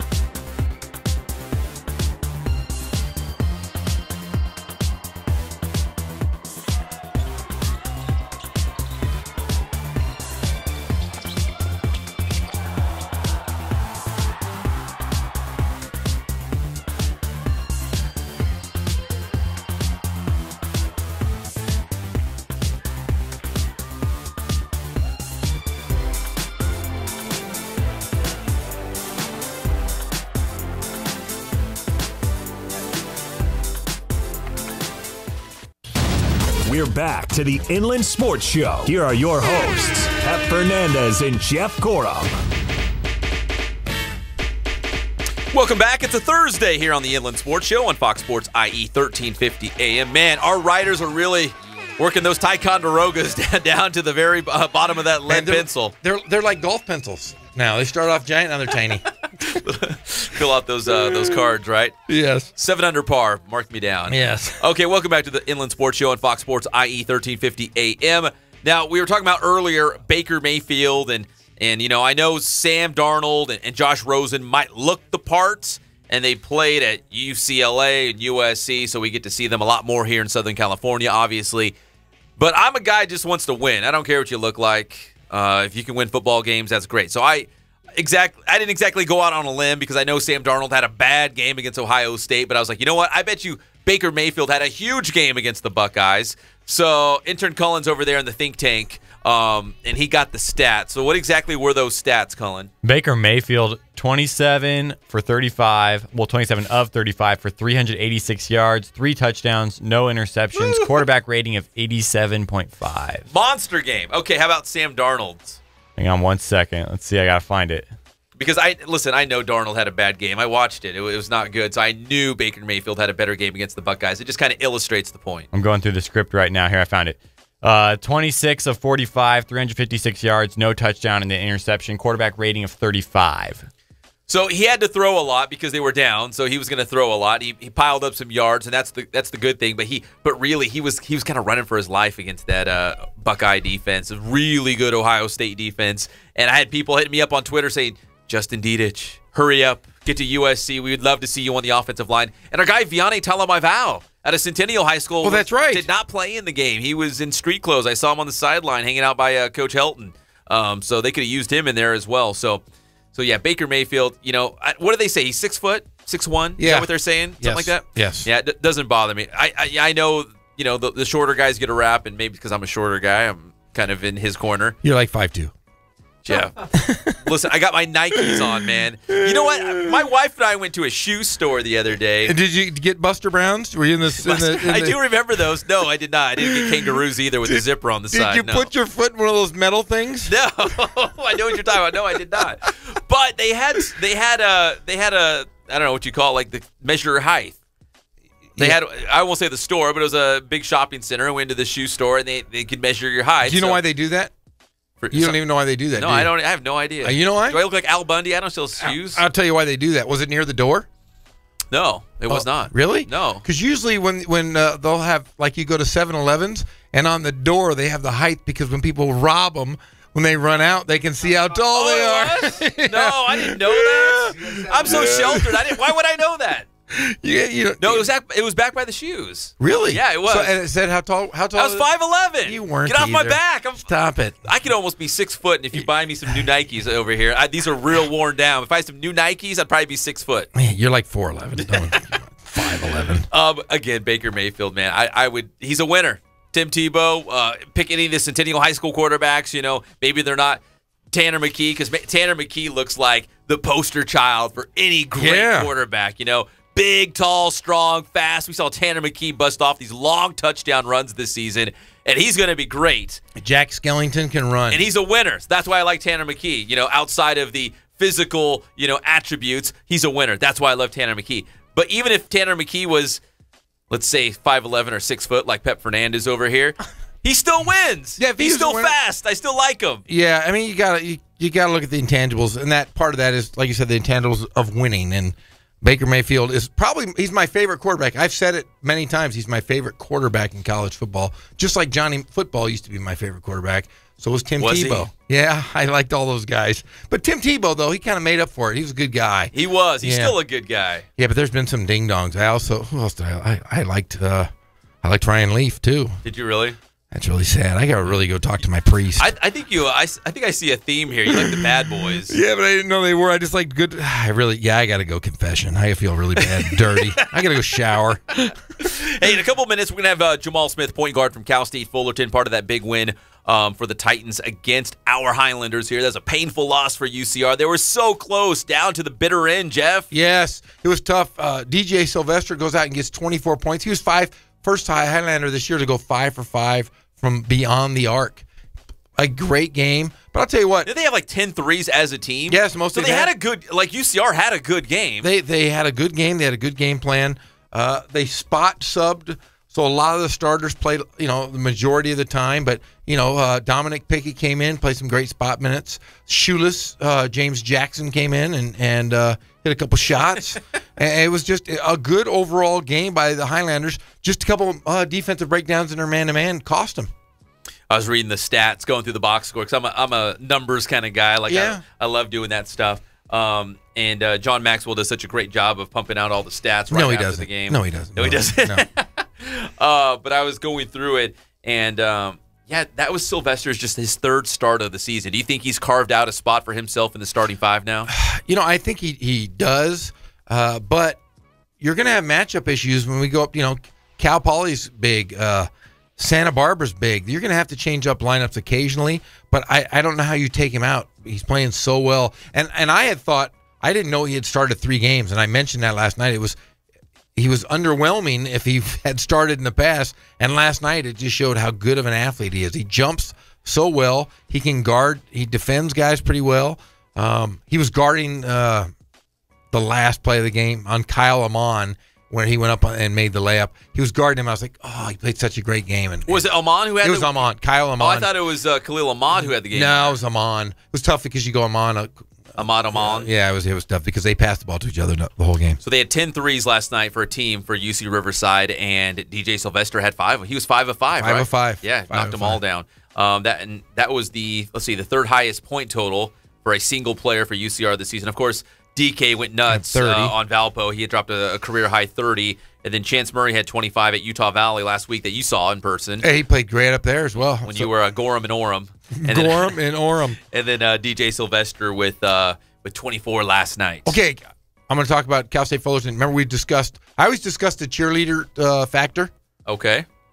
Last night, topped Seattle University as my favorite cheerleaders. Really?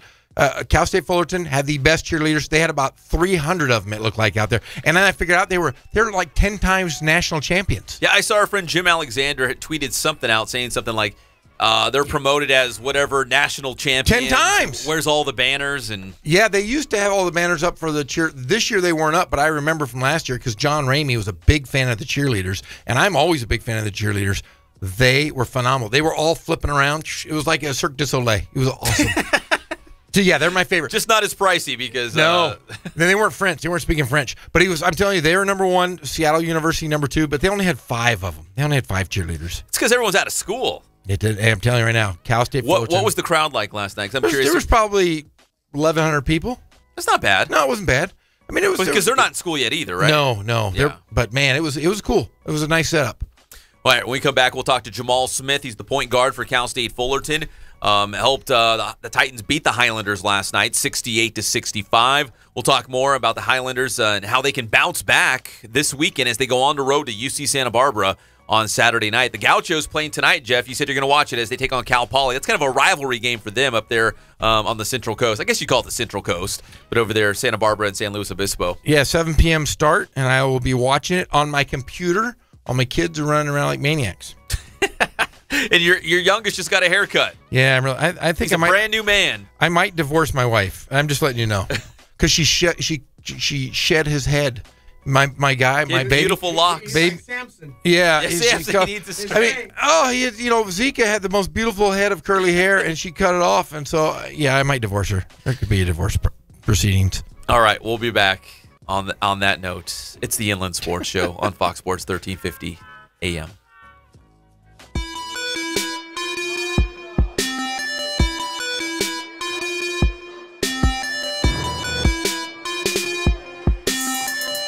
I played once upon a time at Centennial High School. I was actually on the first ever CIF championship team back in 2000, and then my senior year we won it again.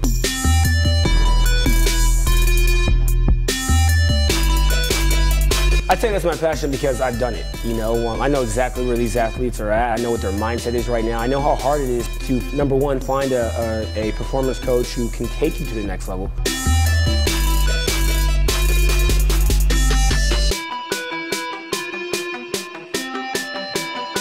What sets us apart has to be, how we work with our athletes and what we know.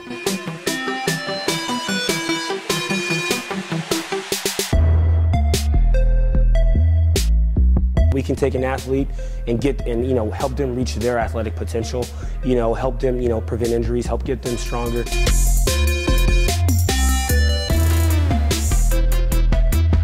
I know every single athlete who steps into this gym. I know exactly where they're at, and I'm going to progress them every week. If you're not getting results, then what's it about? We're going to deliver something that's measurable, in terms of speed, power, strength, agility.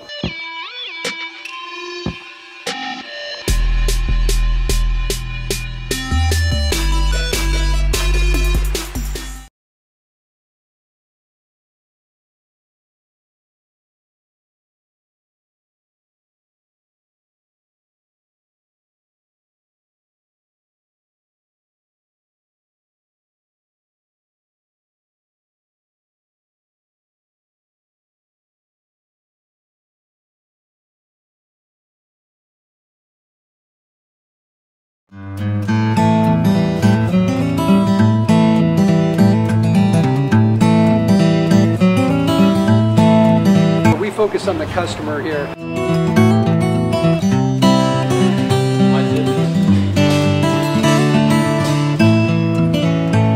Believe it or not, that is the biggest thing for customers on an oil change. They just want the convenience of coming in, driving in, getting it done, and driving out.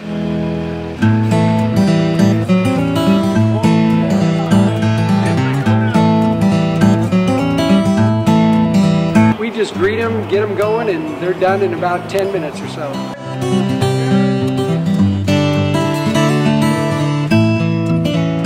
We don't push any sales on them. We do the oil change, and I think that's what sets us apart is our customer service. Vacuumed and cleaned your windshield for you as well. Everything's looking pretty good. You come into us one time, believe me, we'll spoil you and you'll be ready to come back the next time.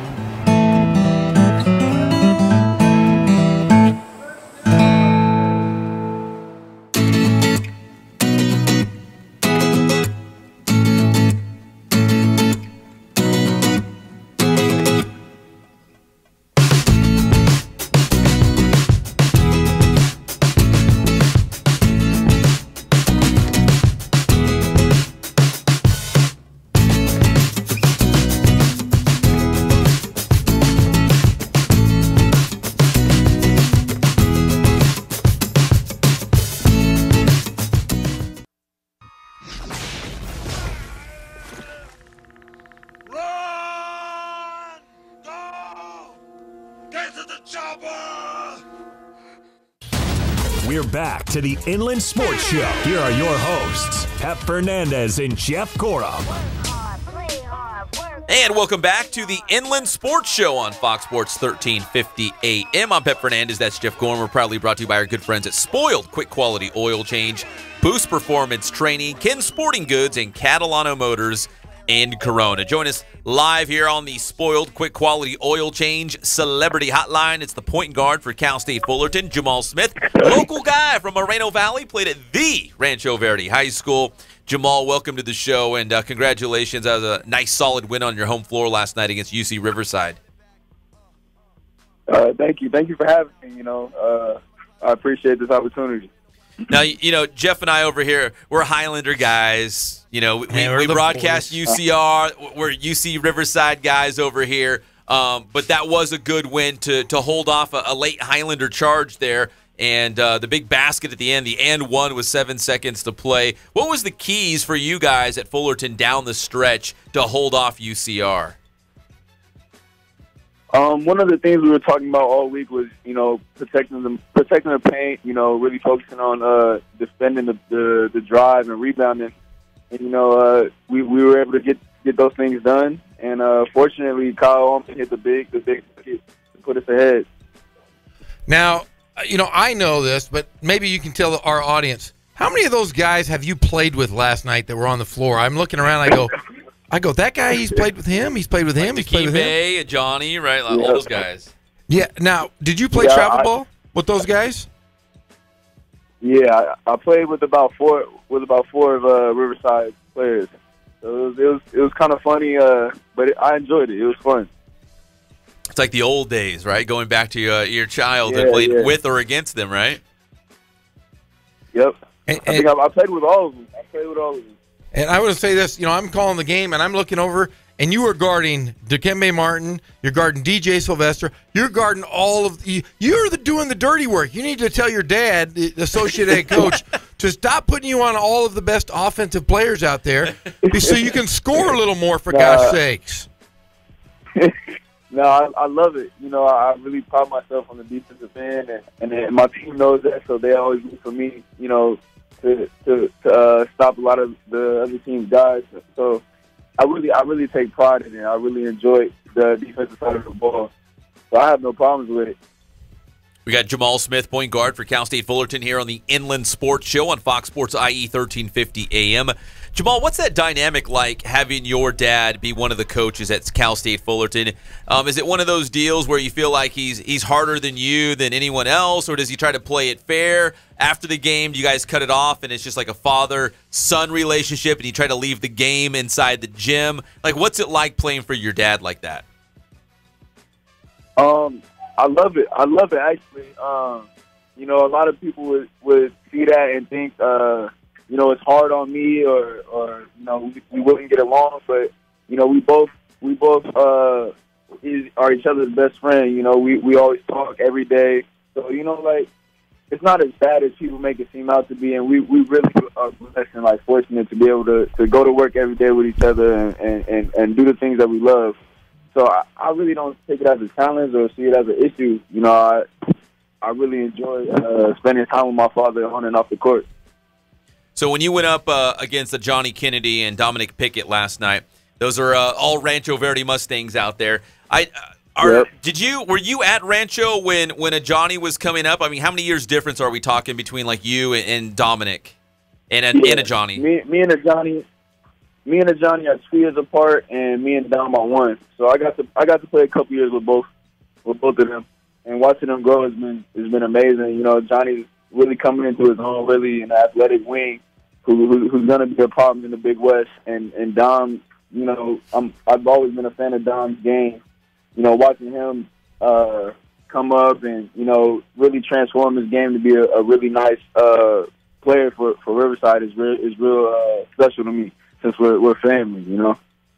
Yeah, I think that's so cool when you have high school teammates that you know so well. And then obviously you guys kind of go your own ways at the college level, and then you get to see each other again, down the road. And obviously you're better, and a Johnny's better, and Dominic Pickett's improved, and you know what I mean? Just you see each other at a higher level of basketball.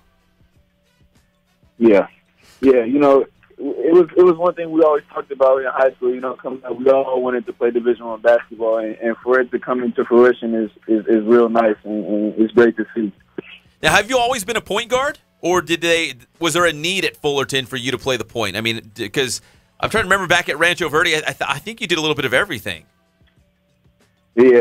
I've always been a point guard and labeled myself as a point guard. I've really, never was the one to say I'm a 2 or a 3 or a wing or anything like that. But in high school, I did play 1 through 3, but I really labeled myself as a point guard. Now, speaking of, we were talking of family earlier. Your sister's having a pretty dynamite year at Cal. You're having a great year at Fullerton. You have a younger sister as well, don't you? Yeah, nobody really talks about it, but we try to give her all the credit that she can. She's a freshman at North, and she's going to be really special if she puts the work in. She could be the best one out of all 3 of us. Well, and then, of course, we can't go without mentioning your mom, Kelly, who is the biggest booster of the entire Smith family. I had a chance to visit with her last night. And talk about a perfect family. You've got to be blessed. You've got a great mother, a great father, and a great support system around you. It's really nice to see, as somebody looking outside in, it's really nice to see a family with such love for one another. Yeah. Shout out to my mom. If all the radio stations and all the social media accounts, if all that were to fall apart, people would still know about the Smith family, because she really supports the kids, and she puts us all out there, all equally.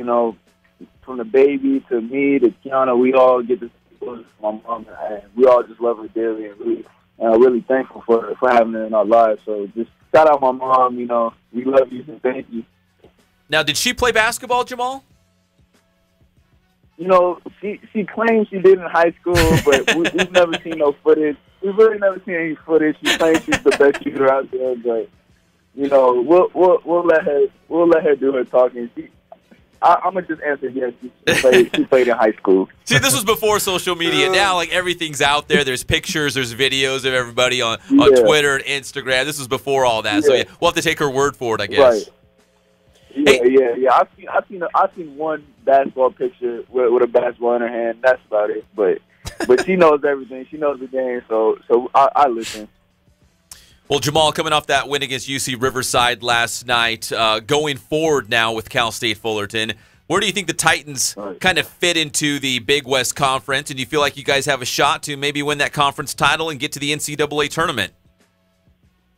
Yeah, well, obviously we really think we have a legitimate chance, and that's been our goal this year is to win the Big West Conference, But we got to take it one step at a time, one game at a time.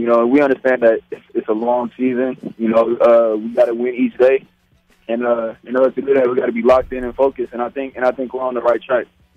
Well, I know UC Santa Barbara plays Cal Poly tonight. We'll be watching because we want to see what the Gauchos do. Because they play UCR on Saturday, and you guys get Cal Poly on Saturday. You gonna be watching that game and maybe getting some pointers.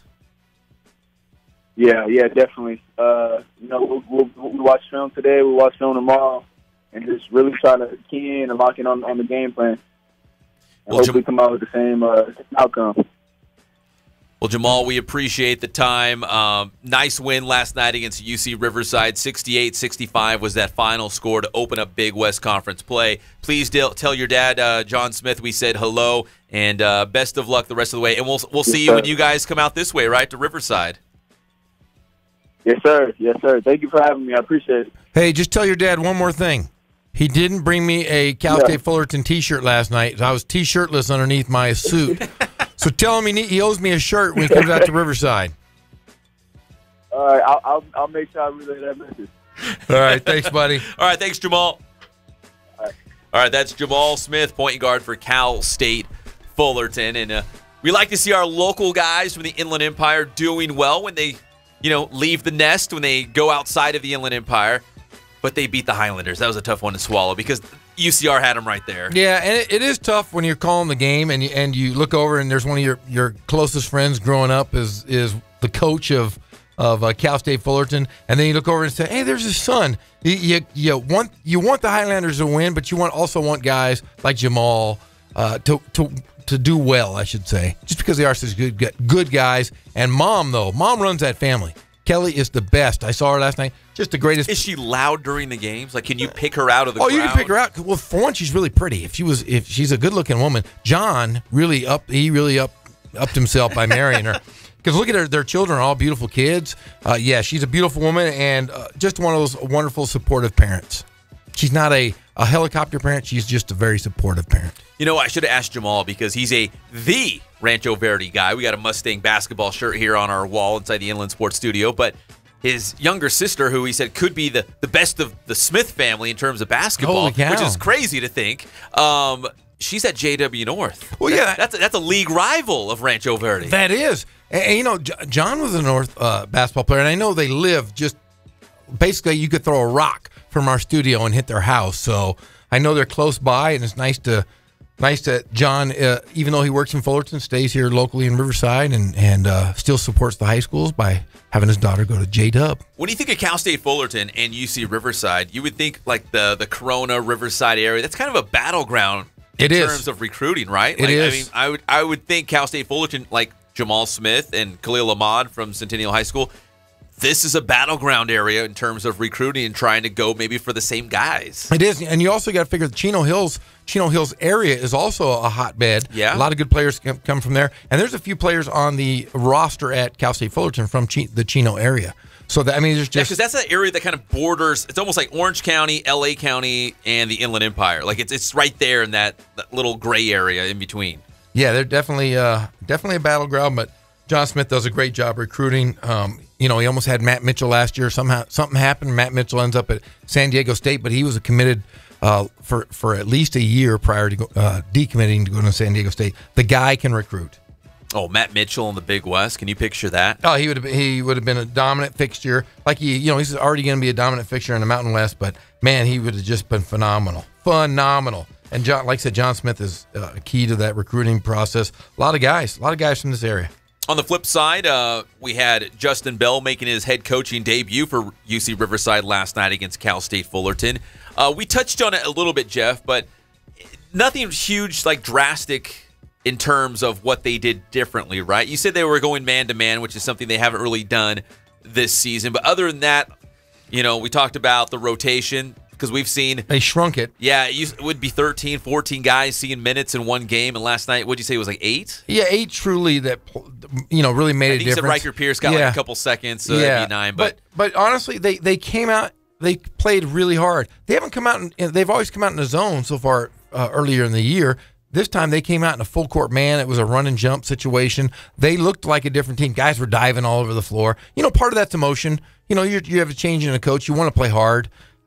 You want to get everything out of your mind by just going out and playing the game. But they had a good game plan. I told this to Coach Bell after the game. I think he coached that game like he was still a player. Like if he was playing the game, that's how he would have played it out in his mind. He subbed the guys in that he thought were ready to play. He told me he looked down the bench and he saw guys and he said, I think that guy's ready to play, and he went with instinct. And as a good player as he was, he coached it like he played the game. So a very well coached game by Justin Bell. And everyone on social media was talking about his jacket or the lack of a jacket. Yeah, I had made a joke. I thought the jacket was thrown behind him. There was like a big lump of, looked like clothes.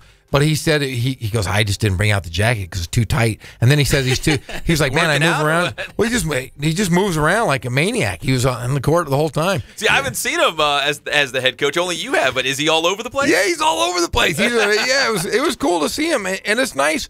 Like I said, it sucks if your coach cuts because he built this team for the Big West. And I did say this last night. He's been preaching all season long, he and Coach Bell. This team was built for Big West play, and we saw it last night. They could have won the game. It was a toss-up. This team was built for the Big West, and it was built for the Big West tournament. So I'm telling you, they could surprise some people, and they could really surprise somebody in that Big West tournament. Just tough. They have to open up conference play with 2 road games, 2 tough places to play, Fullerton, and then again at UC Santa Barbara on Saturday night. That's 2 tough ones. Yeah, and they already had 2 tough road losses where it really wasn't that close of a game, both of them. They shot the heck out of the ball. But I will say this, Riverside did not give up a three-pointer in the first half last night, and they gave up 27. And you talked about that perimeter defense, right? You talked about it yesterday before heading out to call the game. Yeah, just think of the first 2 halves of the last 2 games they played prior to Fullerton. They gave up 27 three-pointers in 2 games. Seattle and Utah Valley just went nuts. Yeah, 13 in one game and 14 in the next. Last night they gave up 0 in the first half. And Cal State Fullerton, a little side note, was second in the nation in free throws attempted. They went up. They were averaging 24 or 26 free throws a game going into last night, and they didn't even come close to that last night. So very good defense. The only problem is they gave up too many layups, like I said in the first half. But they were close. They had the lead and had a shot to win it. So I do think this team is built for the Big West, and I think Justin Bell will take them to where they need to be for the rest of the season. And he only had a couple days. He did. 2 days. The official news came out on Monday? We'll say on New Year's Day, right? The official news to the public. So that's really just 2 days to get ready for that Big West Conference opener. And again, 2 days to make any changes if you want. Like you said, Coach Cutts was trying to build this roster, build this team to be ready for Big West Conference play. So you hope they were already going kind of in that direction, right? Getting ready for conference play so Justin Bell could just take the baton and keep running with it. But again, just 2 days, if Coach Bell wanted to make any changes or do anything differently, like you said, like going to the man-to-man. And obviously, it sounds like they're working on that perimeter defense as well because it paid off and not as many fouls. They didn't send Fullerton to the free throw line. No, they didn't. They really didn't. Like I said, they gave up too many easy layups in the first half. Second half, they adjusted, took the lead, and did exactly what they were supposed to. It just came down to one shot. Their best player had the ball. DJ Sylvester played great defense. He goes right to the basket and just puts up a circus shot, gets the foul, and game over. Tough. They're very tough. Oh, it's tough. I was listening to you. I don't know. Did I tell the story on the air? Or was it? No. You started to. Yeah, I got home last night after doing the UC Riverside coaches show from Lake Alice, and I got home, and my wife was she was coming home from church with the kids and bringing dinner, and I had you blasted on my phone. I had it nice and loud so I could hear Jeff have the call at GoHighlanders.com. My wife's like, "Who is that? Who's talking? Who else is in here?" And I'm like, "Oh, it's Jeff over here. I got the game on my phone. I got to listen to see what happens here." Yeah, and when they scored that basket, I'm like, "Oh!" And then when UCR got the ball back, they had 7 seconds. Didn't have a timeout. They had 7 seconds, though, which is plenty of time to bring the ball up the court and hopefully get a good look. And Dikembe Martin, was it a good look? Was it close? I didn't see it. I only heard your voice. It was straight. It just came. It was just short. But man, it was a good game. And you look at.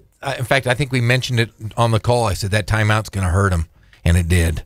Because it was 13:40 left, I think, and they called their last timeout. Brandon Rosser, if they would have been tied up, it would have been their ball anyways because the possession arrow was in their favor. But that's just, heat of the game. You got to know these things. That was me as a player. I always wanted to know every scenario. But that was because I wasn't very smart, so I had to memorize everything. You had to work really hard. But yeah, it shouldn't have come down to one possession, but it did. But they had a good look for a shot to win it. Yeah, when I heard it, I'm like, please go in, please go in, please go in. And you're like, tough. "Oh, that's the game. 68-65, the final. We'll be back with the post-game show." And I was like, "Oh, no, you're kidding me." So did you enjoy your dinner with Jeff on the side? I did, Hey, yeah. what'd you have for dinner? I had Mexican food. I won't say where because I'm trying to get them as a sponsor. They haven't replied to me yet. It was good. But the funniest part was my wife was all concerned, like, "Who else is in the house? Who else is here?" I'm like, "Oh. Why is Jeff in our house? Get out of here!" Yeah. Kick him out. At Pep's house. It's the closest I'm ever getting to Pep's house. We will lock the door. Who are these writers? Yeah. Only all the writers and producers in our think tank. I invite them over to the house because we have a lot of people that help us on the show, except for Jeff. There's a no Jeff zone at the Fernandez house. Still funny last night when people were asking me if we had producers and writers. Of course we do. We got lots. Yeah. They're all over the place. Remember we used to have a bunch of interns. What happened to all those guys? They're in Australia. We have he's flexing his muscles in Australia. They're all over the place. Cullen comes in and then leaves. It's hard during the holiday season, man. People got plans. They're traveling the world. I mean, no excuses. None. Mason Jandro. We're here. Lifting weights. Road to 185. 175. No, he's bulking up even more. He's bulking up. He's got big shoulders. Still wears those pants like somebody's aunt. They remind me of in Northern California, we used to call them whirly wraps. Whirly wraps? The MC Hammer pants. Yeah. Like kind of real, if I can say crotch. They're real baggy in the crotch and Velcro. And they're real tight around the ankles. Yes. Yeah, I think they're called joggers or something. I think that's what they call them. But I'm kidding. I'm not kidding around, man. I won't wear those. I can't pull those off. If you're a grown-ass man and you're wearing joggers, you need to get punched straight in the throat. Take those off. Wear some normal pants. Joggers are for ding-dongs. Unless you're like 12 or 13, then you can wear them. Mason Jandro, take off the joggers. Not a good look. No, not at all. Not at all. Whirly wraps. Google it. Whirly wraps. Come on. Google it. When we come back here on the Inland Sports Show on Fox Sports IE 1350 AM. Who's ready for more football talk? I'm always ready for football. That's all we talk about is football, football. I've got 2 thumbs up. Jeff has 3 thumbs up. It's going to be wonderful. We're going to talk more football. And we've got San Bernardino Valley College head coach Daniel Algattas. He's got some news to share. Hopefully he does? He does. The magician has news to share? He hit me up. The magician. I'm going to make it disappear out of thin air. Yeah, he does have news. He does have news he wants to share. So hopefully he can make it public right here on the Inland Sports Show. So we're going to talk to Coach Algattas coming up and more football chatter as well. We'll be back. It's the one and only Inland Sports Show on Fox Sports 1350 AM. Because you wouldn't pass the initiation. What initiation? Well, for starters, you have to purify yourself in the waters of Lake Minnetonka.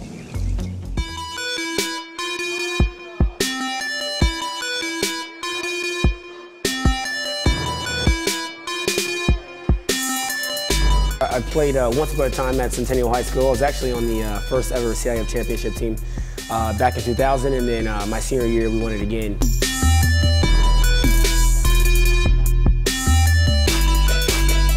I'd say that's my passion because I've done it. You know, I know exactly where these athletes are at. I know what their mindset is right now. I know how hard it is to, number one, find a performance coach who can take you to the next level.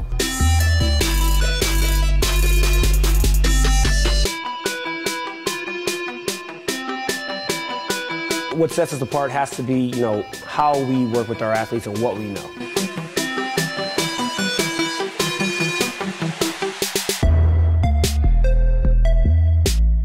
We can take an athlete and you know, help them reach their athletic potential, you know, help them, you know, prevent injuries, help get them stronger.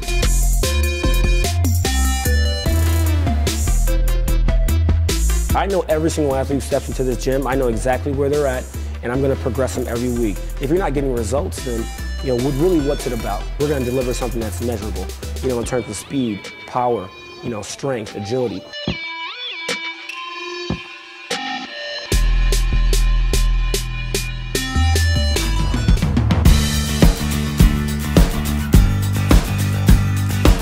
We're small, family-owned, strive for quality pre-owned vehicles. We're not a volume dealer, and we take every deal as personal to us.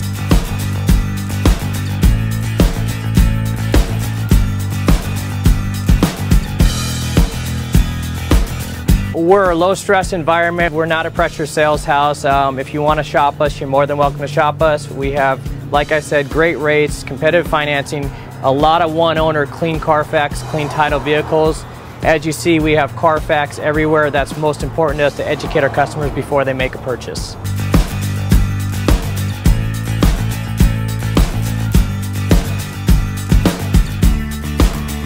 We're right off of Ontario, right off a couple exits off the 15 freeway, off Cajelco, off El Cerrito, and we're right on the main drag going into Dos Logos and the Crossings.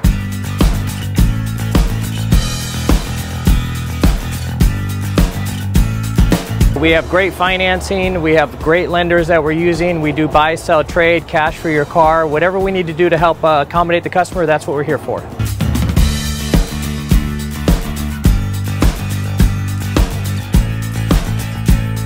We have a little bit of everything. We start at about $69.95 and go all the way up to $100,000. We have Escalades, we have commuters, we have pickup trucks, we have Jeeps, sport utilities, and if we don't have it, our specialty is finding you exactly what you're looking for.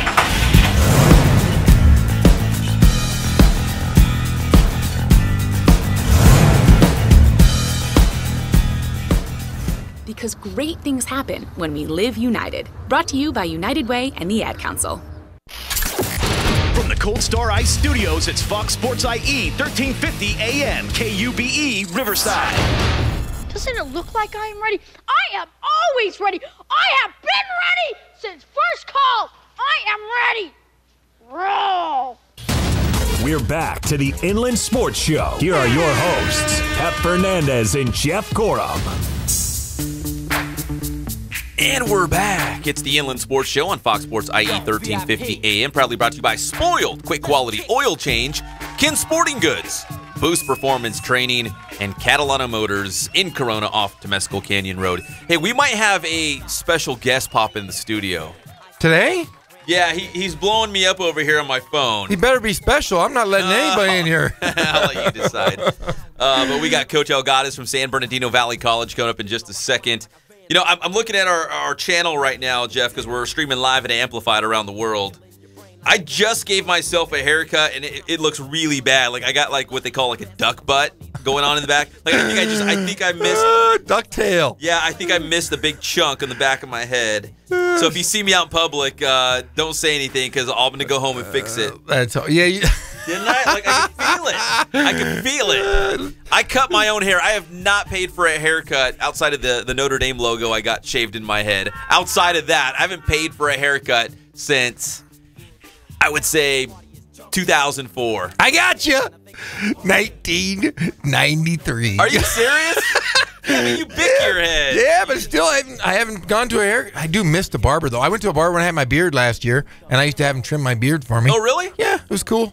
Fun experience. They get it all hot, right? Yeah. Hot towels. Except I always felt stupid. He really felt stupid sitting in the barber chair with a bald head. And all they would do is they would trim my beard and make it look all nice. So many jokes can be made there. Going to the barber and the jokes no were hair. after I left. Were like, who's that big giant goofball over there? Came in with this bald head. You know who else? You know who else cuts their own hair? Who? This is a true story. Now I'm thinking about it. Who? Because David Carr, remember the former NFL quarterback? I don't believe that for a second. So this one time I was hanging out at his house. That's a true story. I went over there, and David's like, "Oh, hold on, I'm almost done cutting my hair." And I'd always go around and say, "You know what? I cut my own hair." People would laugh, and I say, "Hey, go ahead and laugh it up, Smiley, because David Carr cuts his own hair too." Former NFL quarterback and NFL analyst on the NFL Network. He cuts his own hair too, and I know for fact he does it. Yeah, I don't know, and not anymore. Come on, he probably does. He is a Raider though. Raiders. No, that Derek Carr, Derek the Carr. older brother, sorry, David Carr. I forgot. Although Derek Carr, I'm going through Twitter right now, and Pro Football Talk, they're tweeting out something that says Derek Carr and John Gruden, because we're assuming Gruden's going to get the Raiders job. Yes. That there's concerns about their relationship, and Derek Carr's there's 3 Carr brothers. There's David Carr, who was the number 1 pick, right? Yeah. And then there was Derek Carr, and there's another brother who's a head high school coach. Doug Carr. Darren. It's close. There's another name. Yeah. Darren Carr. He put them on blast. If you go out there, and if Darren Carr is a great follow, by the way, at DCarr75. I think that was his number in high school. He slams Pro Football Talk. He does? It says, you should source your story. You have no idea what you're talking about. You should probably call and talk to the people involved. Hey, Gruden's a quarterback guy. Well, I haven't even opened the story up. It just says, hey, good news, Derek Carr, you're getting John Gruden. The bad news, you're getting John Gruden. It says, concerns emerging regarding that Gruden-Derek Carr relationship. And then Darren Carr jumped in the mix and says, man, you guys don't know the family very well at all, do you? Dummies. Those big dummies out there. Let's see. Oh, yeah, Vinny Fazio, our good friend, friend of the program. Filled in for you as you were on the road with UC Riverside. He says he tells everyone that he's one of the producers, so he doesn't want to lose his spot because he knows we got a lot of people around here.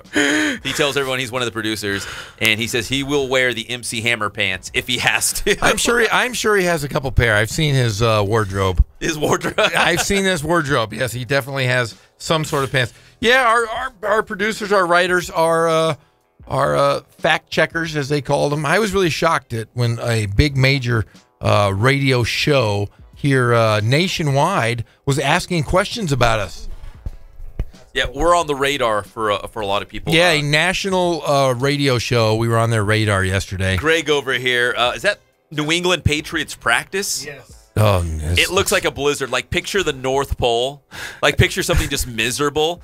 That's what New England looks right now. Hey, but they don't play this weekend. I guess that's the good news, right? They don't have a game this weekend? Yeah, why are they? I'm sure they have an indoor practice facility. They're probably walking to the locker room. See, the worst is, okay, so if there's a football game and it's snowing really hard, I know it's tough for the players. Yes. But it's worse for the fans. You know what I mean? Because at least the players are running around and actually playing. But if you're a fan in the stands, just trying to stay warm, that's brutal. It's the worst. And back in New England, they have those ice storms. Oh. My brother lives back there, one of the crazy Gorham brothers. And those Gorham boys. Yeah, those Gorham boys, man. He's always talking about those ice storms. Man, we'll talk more about the ice storms. We're going to Death Valley right now. Yeah, we're going straight to Death Valley, where it's always warm and toasty. It's the head football coach for San Bernardino Valley College, and he's a dear, dear friend of the show, Coach Daniel Algattas. Coach Algattas, how are you? I hope you had a Merry Christmas and a Happy New Year. I did. I had a great Christmas. How was yours? Pretty good. It was low key, just the way I like it, going under the radar. Yes, he got a Furby. And he also got a Furby, and he got a Cabbage Patch doll and a brand new Fila shirt, which he's wearing right now. I did get a Fila shirt. That was the only thing that was true. I did not get a Rubik's Cube, although I thought about it because I would like to challenge you one day, but I've got a lot of work to do. There's no way I'm going to have enough time to practice and challenge you for the title. You know what? We've been hard at work over at our place, so I think my skills are wearing off a little bit. I'm not sure I can get under a minute anymore, but I can always try. Come on, Coach. Practice. Hey, well, we were just looking at some video of the New England Patriots, and it looks absolutely miserable on the East Coast with all the snow. It's a snowstorm. It's like blowing sideways. It looks bad, and you walk outside here. I'm sure you're standing out there at Death Valley, and it's like 80 degrees. It's perfect. I'm sure you're itching to probably get back on the football field soon. Oh, no. I mean, we're very, very excited. I mean, all the kids, the returners from last year and the new transfers in are all itching to get out there. But we got to wait till school starts on January 16th. It's going to be a big day for us. So January 16th, is that like kind of is it like a class where the kids actually get units, or because you can't go into like actual practice, right? Absolutely. At the junior college level, all of our practices, all of those things are part of the class. So they'll be in class for the first day, the day after Martin Luther King Day, and just so happens to be one of the days that we have football class, and it'll be our first meeting and first day weightlifting. We're not going to waste any time getting to it. Now, I know there's a lot popping off right now at SBVC. Are you at liberty to share any of the big news going down with the Wolverines right now in terms of new additions? Yeah, well, I mean, with new additions, we hired NFL veteran cornerback Derek Johnson, who was the head coach at Notre Dame High School. Oh, that's big news. Yeah, that's big news. We snagged Casey Rogers, the defensive coordinator from Hillcrest High School. He's going to be coming over. He's going to be our director of football operations as well as our running back coach. So that's another one, another local name. We picked up Eden Mahina, the offensive line coach from Upland High School. He played for me on the 2010 national championship team. He was a true freshman starter for us and went to University of New Mexico after that and was a starter over there. So he's our new offensive line coach, and we're very excited about our new hires. So I mean that's one of the things that we're looking forward to. And then last but not least, Tony Dye from Santiago High School, UCLA, and the Cincinnati Bengals will be coaching our linebackers this year. So those are 4 of our new hires, and we got one more on the horizon that's also very, very big. But as soon as that gets approved and goes through, then we'll come back on and announce that former NFL coach as well. That's going to be helping us out. So our school did a tremendous job on adding some more football coaching positions to our staff to fill it out. So we're in parity with NCAA Division I. So we'll have 10 assistants as opposed to 8. So we were able to bring on some more coaches and really do it the right way. And while we're at it, we also signed a Nike deal to get 2 sets of Nike uniforms for next year. We got brand new top-of-the-line helmets for everybody on the team. They're about $1,000 each. Obviously, we got a deal. But we got the Shutt F7 helmet, the lightest, most protective helmet made right now, and got everybody top-of-the-line shoulder pads as well. They're almost $400 a pop. So same thing that Stanford and Washington and SC wear. So we're trying to do everything that we possibly can, bring in the best staff. We have the best facilities already, but added the best equipment to it to go along with the best recruiting area in the country. So I think everything that we're doing is top-notch, and these kids are really going to be taken care of. So we're going to do everything we can to make sure they're taken care of while they're here, and then move them on to the next level and get their education paid for. Well, if there was any doubt left, you just erased it, that you are truly a magician. Because you have certainly worked your magic, Coach. Those are a lot of huge names going to San Bernardino Valley College. If I could just circle back to Derek Johnson, a guy that's obviously very familiar around the Inland Empire. He's a big name. He led Notre Dame to a CIF Southern Section championship. And you're right, a former NFL guy. He played a corner for the San Francisco 49ers. What do you think he's going to bring to your program? Well, we wanted to really install an air of professionalism and really not just teach these young men how to be good football players, but how to be professionals. And so, adding some professional football players and professional football coaches, we'll have 5 of them on the staff. We'll say, when we're trying to do special teams, that Derek's the guy that's going to be our special teams coordinator as well, that, he won his job on the Texans by doing special teams, and that led to him being a starting corner with 3 other football teams in the National Football League. So that's something that's going to be, very, very special. But, our coaching is going to just be at a different level than what it has been before. I think, from top to bottom with every coach on staff, they're going to be coaching the details. And sometimes it's not about what you know, but who you know. And these guys know quite a bit, but they also know a lot of guys. So the connections that they have to the Division I, Division II, and the scholarship offering institutions in the country is going to be pretty much one of the biggest things that our kids are going to have access to more coaches that are trying to give away money to these kids and get them through school. And we have a great academic department and opened up a new tutoring center for student athletes. So if we can get these kids to be early graduates and get them ahead of the curve. That way, when they're in their 4th and 5th year of college, we can try to get their master's paid for as well. So we're trying to look 5 years down the line and set them up for the rest of life. We're not just trying to get them to come in here and win a few games. So a lot of changes on the coaching staff. Now, are you hot on the recruiting trail? Like, what's next? Well, I've never been part of a program that we've had this much contact for transfers, but we've been very, very fortunate to pick up 27 transfers, all local guys that went to either other junior colleges or Division I schools that want to come back and be part of it, which is good because we only had 19 players coming back from last year, so that puts us at a normal level. So when we bring back next year's class and we bring in the freshmen, we'll be at a very normal level. We'll have a team of about 90 to 100, which is very manageable, where we can make sure everybody's taken care of. So when we get into spring, we're going to have a full line of all 300-pounders that can run and move 6'2" to 6'6", to really protect the quarterback and open up some run lanes for an all-state running back. And we had 4 all-state players this year. 4 of them, or 5, and 4 of them were freshmen. So we're excited to have them back if they don't take any scholarships that they've been offered so far. But I think the big one is with Armando Herrera being an all-state quarterback and conference MVP and having a few scholarships, we needed to reload at quarterback for next year. And so we brought in Kate Sparks from Summit High School and Indiana State. So he's a big part of what we're going to be doing next year. And he's got some great wide receiver targets already on the team. But, we added C.J. Harris and Tyrone Gasaway at outside receivers. So those guys from Cajon and Rev are coming back home. So we're excited about having that firepower. Coach, you're blowing me away right now with these names, but keep going. I love it. Yeah, well, we're very excited. I mean, like I said, we have quite a few names, but none of them small. And I think going out there and recruiting and being very genuine with these guys and having a plan for every transfer. And if we don't see them being a part of what we're doing, then we'd be very honest and say, I don't know that there's I don't know that there's a spot for you that's going to be beneficial to both of us. So I think when we recruit every kid, we look at it and say, this is our plan for you. If you're willing to go forward with that, then let's do this together. So like I said, and I say it all the time, we're very, very excited over our place from the administration all the way down to our grounds crew. We're excited about everything that's going on. Now, Coach, talking about your plan, you have all these guys coming in, but can you tell us a little bit about some of the guys that are going out from your program and where they're headed next year?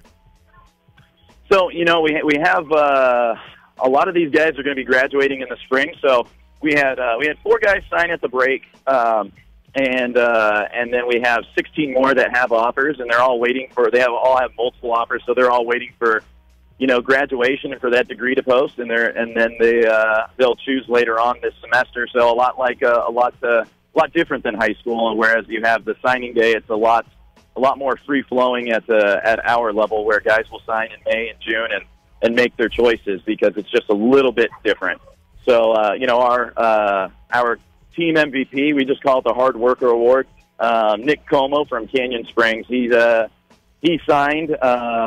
It escapes me right now where he signed, but he had a Division II clock. He sat out for a couple of years, and so he was bound for Division II, but definitely a Division I player. Levante Wilson, a player from Colton High School, has 7 offers on the table, and he hasn't quite chosen yet, but he'll choose before the semester, and he will leave. Brandon McDowell, our 6'6" receiver, has decided not to sign on January 20th signing day. He's going to go through the spring, because he's getting bigger and bigger offers every time, and so there's no rush for him to go. Armando Herrera is carrying 3 offers as well right now.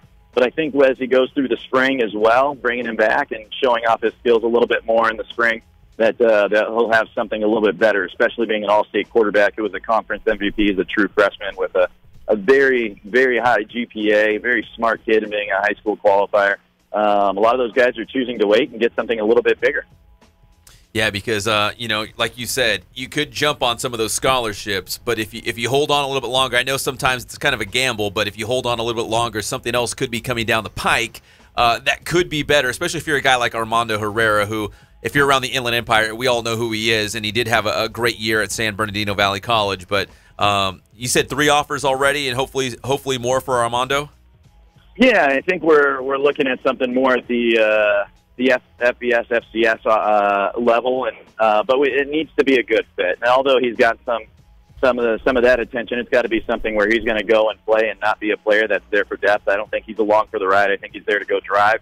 So, and I think that's one of the things that we've said is that we're here to help you make a decision, but it's your decision to make. And so that's one of the things that we've just been talking back and forth about. But he's an amazing young man, a great team leader, and so whoever picks him up is going to be very, very lucky. Well, hey, Coach, you guys seem to be doing a great job. I mean, we're talking about you. We're talking about your entire athletic program, your men's basketball team, your women's team. Everybody seems to be doing the right things at San Bernardino Valley College. You have the great facilities. Man, everybody's going to want to come play for you guys. Yeah, and I think it's about our administration. It really starts at the top, kind of setting the tone and setting the table for us to be successful. I think at a lot of places, administration kind of blocks the way, but we're very, very proud. I'm very happy that I landed at San Bernardino Valley and in my home area and have a very supportive administration. We can go to work happy and go home happy every day because they're letting us do what we want to do, but they're also supporting us, and I think that's because they have the same vision. The investment that they've made in our program is going to help us get 30, 35 scholarships every single year for area football players. And if you look at our roster, it's almost completely local. I think we only had 4 players from out of state at the end of the year. So looking at that, we've really tried to keep the community in community college, and that's what we'll continue to do. And I don't think we'll ever lose sight of that because we don't. We can win with players from our home recruiting area, and we can do it year in and year out.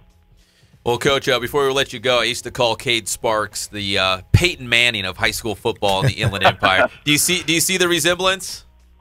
I do. Except Cade's been getting his arm's been stronger and stronger.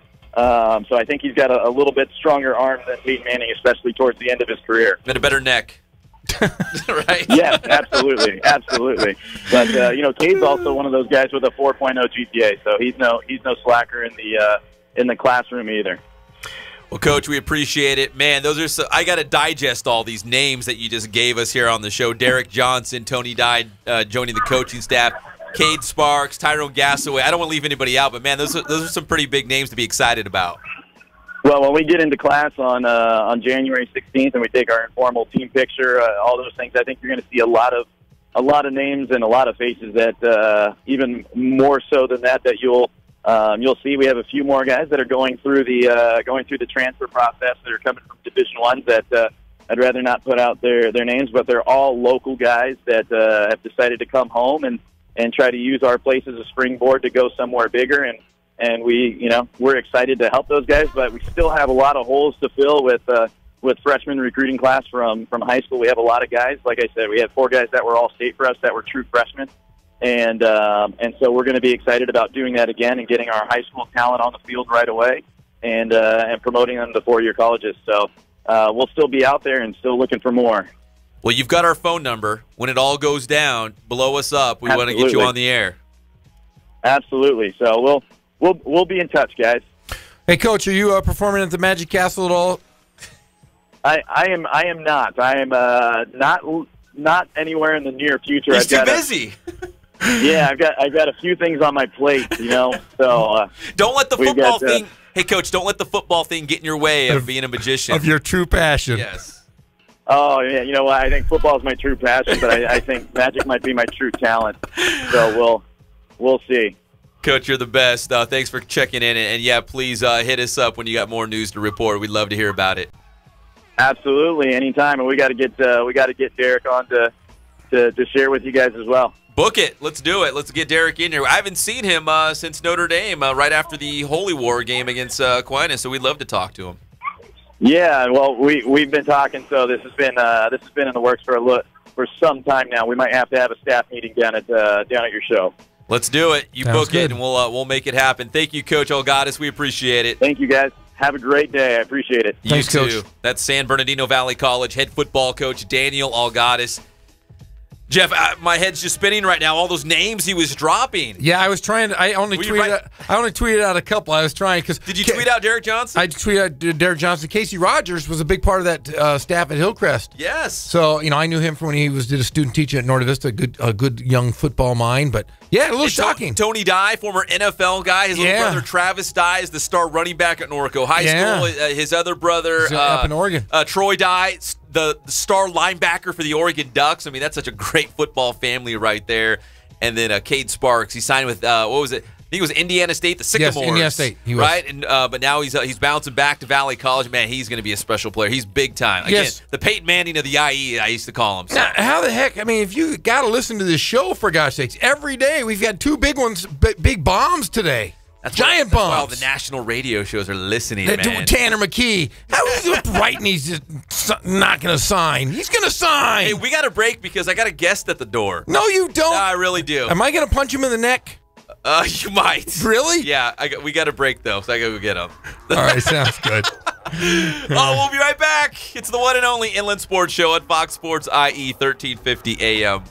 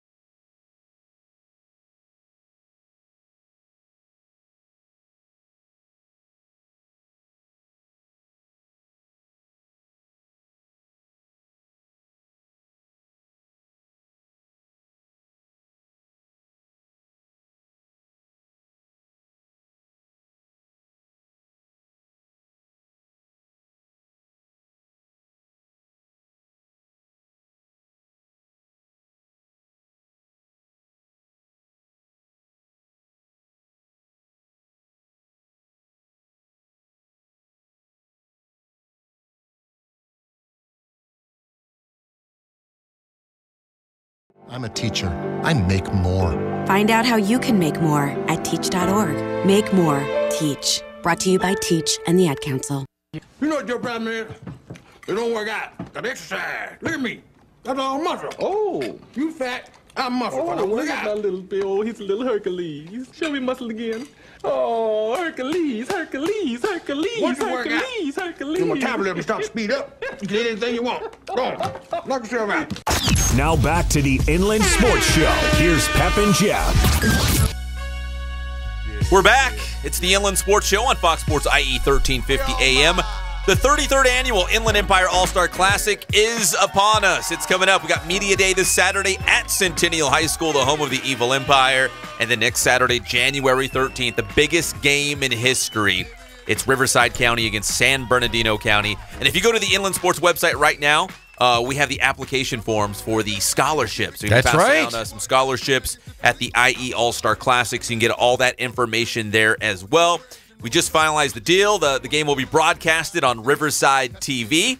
Myself and Vinny Fazio will have the call, so we'll probably have Vinny in next week to talk about the IE All-Star Classic, which, Jeff, I know you missed it because you were on the road with UCR, but Vinny played in this game. He did. That's played right. In the All-Star Classic. Yeah, I was really bummed when I couldn't do the game because and we didn't know where you were at. You were somewhere between Orem, Utah, and Seattle, Washington. Yeah, but I'll tell you what, it's going to be a fun game to watch. I'm going to try to head on over there after the UCR game. You've got UCR against Long Beach State next Saturday night. You're going to have the call. And 6 p.m. And then we also have, the stars aligned on the same night, the IE All-Star Classic. So I'll be at the All-Star Classic with Riverside TV. You'll be with UCR basketball, Long Beach State. The Inland Sports Show just taking over the world slowly but surely with all of our writers and so forth. But no, I'm going to make an appearance because I have to. The people want to see you, Jeff. Yeah, I don't know if the people want to see me, but hey, I was on the call for the Riverside TV Game of the Week all season.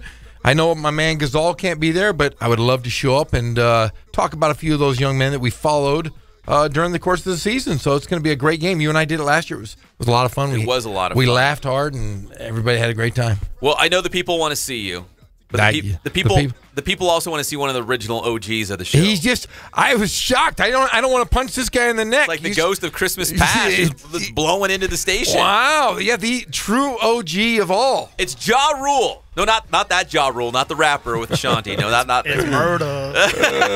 No, this is one of our original interns, Javier. We call him Ja Rule. Call him just Ja. And Ja hit me up and said, hey, I'm passing by the station. Can I pop in real quick? Why were you passing by the station, Ja? I'm just curious. I'm just down the street playing Pokemon Go, that's all. Playing a little Pokemon Go. You gotta love it. So you interned here, and then you go out into the wide world, and this is what you taught you to go play Pokemon Go. Is there any good Pokemon around here? Of course. There's always these legendary Pokemon just down the street. I didn't even know there's that. gyms all over the place. Yeah. With 3 thumbs. Yeah. Right here. That's the Pokemon. Jeffosaurus over there, the 3-thumb guy. Oh yeah, I'm totally familiar with the Pokemon Go. I have a kid who's 11. He plays it all the time, so you guys can hang out together. Yeah, definitely. There's a bunch of grown people that just go around playing Pokemon Go. They do. They do. It's very big. There's a parade of cars that just go around the mall and everything. Is there really? Yeah. I didn't even know. Organize it, everything on Facebook or like. I didn't know about these things. We are out of the loop, Pep. You know what we should do? The underbelly, the dark, seedy side of Pokemon Go. Ja Rule's driving around. There's parades. And he hasn't slept in 36 hours. Hey, that's me this week. Yeah, and he's like, I gotta get that Pokemon. That Goromasaurus down at that damn Pikachu. I'm gonna kill you, Pikachu. I'm gonna throw my eggs at you. Them firebolts. I'm gonna kill you. Is that how it works? I don't even know how you play it. Is that you like try to kill the Pokemon? You try to catch them. You catch them and then you eat them. Battle them. You eat those. Yeah. You eat those damn Pokemon. Pikachu, you look so delicious dipped in butter. So that's what you were doing right now when you popped in the radio station? Yeah, there's no one out playing right now, so I'm like, hey, I'm going to come hang out with you guys. So Ja Rule's actually doing TV. He's big time. Out in the desert, the ABC affiliate, our friends out there, because we trade video, we work well with it, Cody KSQ. Krupp. Shout out Cody Krupp, Blake Arthur, too. That's right. Blake Arthur, Cody Krupp, my boys. Tanner McKee's not going to sign. He's going to sign. Tanner McKee's going to sign in February. Casey Rogers and Derek Johnson are going to go to San Bernardino Valley College, and I just caught Pikachu. Jeff is literally losing his mind. I love going Pikachu. delirious. Ja Rule blows into the Inland Sports Studio, and Jeff is just literally losing his mind. He's honestly, I love that. We haven't seen Ja in a long time. Yeah, last time we saw Ja was like at midnight at the IEMG show. Oh, that's right. And he was like 2 seasons ago, though. Yeah, he was like big time me. Yeah, he was like, "Hey, see you guys later." Boom, he's gone, and then he shows up. That's a long game of Pikachu right there. He's been on the Pokemon trail ever since. Man alive. No, but he helped us out, and we sent him off into the real world, and he got a real job. So you're actually a TV producer. Yeah, what are you doing? What are you producing these days?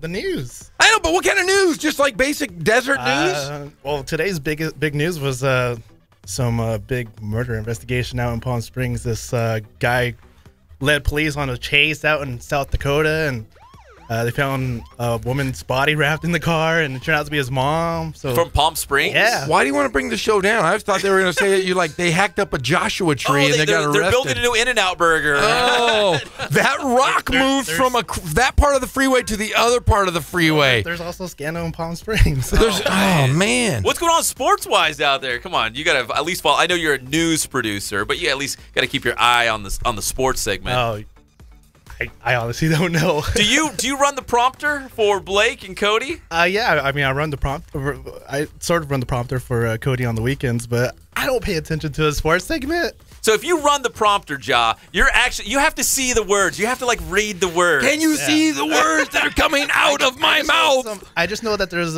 some 18-year-old golfer that goes to Palm Desert High School out there, and he just got invited to play the Career Builder. That's something. There you go. There you go. That's a good. That's a good something. sports. We'll go with that one. Yeah, that guy. That guy. But it's big news out there. Pikachu. Because they don't invite amateurs to the Career Builder. That is a big deal. So he's a stud, right? Yeah. They play a lot of good golf out there at the high school level. That guy's that's what they're preparing for is the Career Builder out there. He has a ranking of 118 in that gym. We're gonna go fight that guy. Hey, I'm level 37 in Pokemon Go. 37. What does that mean? Whoa! Warlock? What is Warlock Ja Rule? The highest level that you can get in the game is level 40, so I'm up there. All right, since you're a desert guy now, you're a big TV guy out in Palm Springs. TV guy. We were talking about on the UC Riverside Coaches Show last night the fact that UCR is going to host the Big West Conference Championships for tennis at Indian Wells. Oh, nice. Out there. That's in the desert. That's in the desert. Yeah. It is in the desert. That's a nice stadium. Have you been there? Oh, I mean, I work Jeff, out what there. are you doing? I work out there, but I bet you there's a big juicy Pokemon out there in Indian Wells. Here's a story for you. There it is. I played tennis there. At Indian Wells? Yes, I did. How did they let you on the court? Hey, I was ranked. What do you mean you were ranked? Yancey Dodson was ranked. Yancey was great. I was just good. I had a great serve, but I played for the Victoria Club adult tennis team. That doesn't even sound Yes, real. it's No, true. Yes, that's true. And we went out and played out there. We played country clubs from around Southern California. Yes, this was until I had my knee surgery Raise your hand. recently. That sounds fake. That's No! fake news. You know what? I'm gonna get my boy Ken Boyer, who was the captain of the Victoria Club team that I was on, and yes, I played, and we played all around Southern California. You can ask my wife. My wife, I'm telling you. You were that good. I wasn't that good, but I played doubles and I could serve, and I was really good at the net. And you played on the same court as Roger Federer, Rafael Nadal. I played. Rafa. Hey, I used to take tennis lessons as a kid twice a week.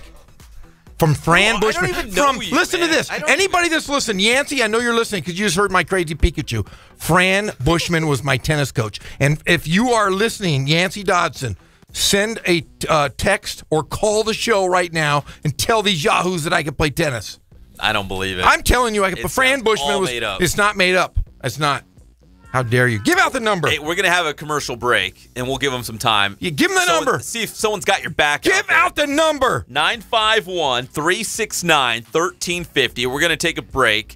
Hey, so tell your boy Blake Arthur and Cody Krupp out there at KESQ that the Big West Conference Championships, they're coming out to Indian Wells. I'm going to need video. All right. So just prompt him right now. I'm going to need some video out there. All right, got you. All right, we're going to take a break. When we come back, I guess we'll keep Ja Rule. You got to keep him around. There's some big juicy Pokemon out there he's trying to get to, but we'll keep him in here for a second. Pokemon. And we'll see if anyone's got Jeff's back. He's all crazy about Pokemon and tennis. I don't even know this guy. It's the Inland Sports Show, Fox Sports IE 1350 AM.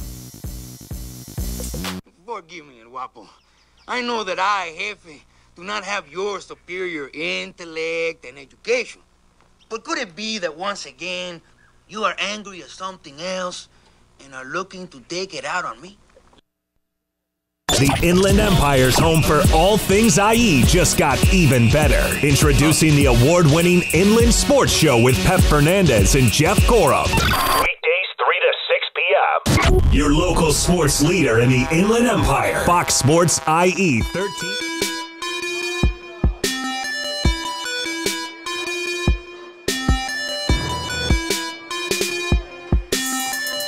I played once upon a time at Centennial High School. I was actually on the first ever CIF championship team back in 2000, and then my senior year we won it again.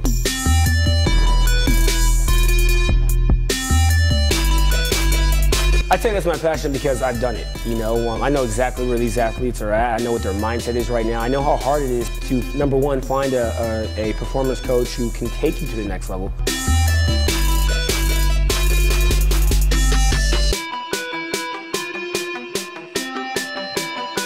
What sets us apart has to be, you know, how we work with our athletes and what we know.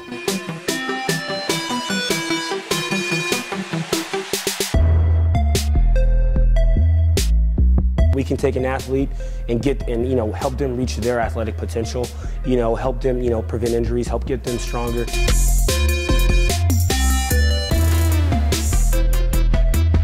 I know every single athlete who steps into this gym. I know exactly where they're at, and I'm going to progress them every week. If you're not getting results, then, you know, really what's it about? We're going to deliver something that's measurable, you know, in terms of speed, power, you know, strength, agility.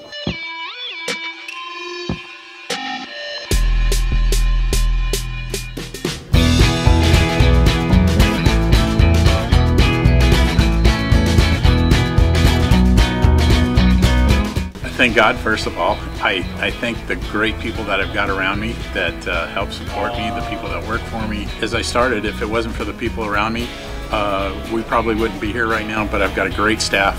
I've got great people that do stuff for us outside the store, and we've been very, very fortunate.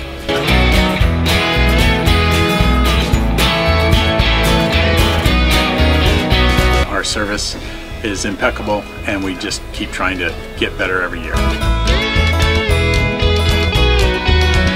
We can do online stuff for your teams, as well as, like I said, the screen printing, the embroidery. We also have 3 women that do extra sewing for us, like tackle tool on uniforms, or the bling or rhinestones for different shirts for the ladies. That's why we have certain racks just for certain schools, and the fun about that is that it turns into other schools that may come in here that aren't as close, that we can do stuff for them as well. We've had very, very good customers throughout the years, and it's just been a blast.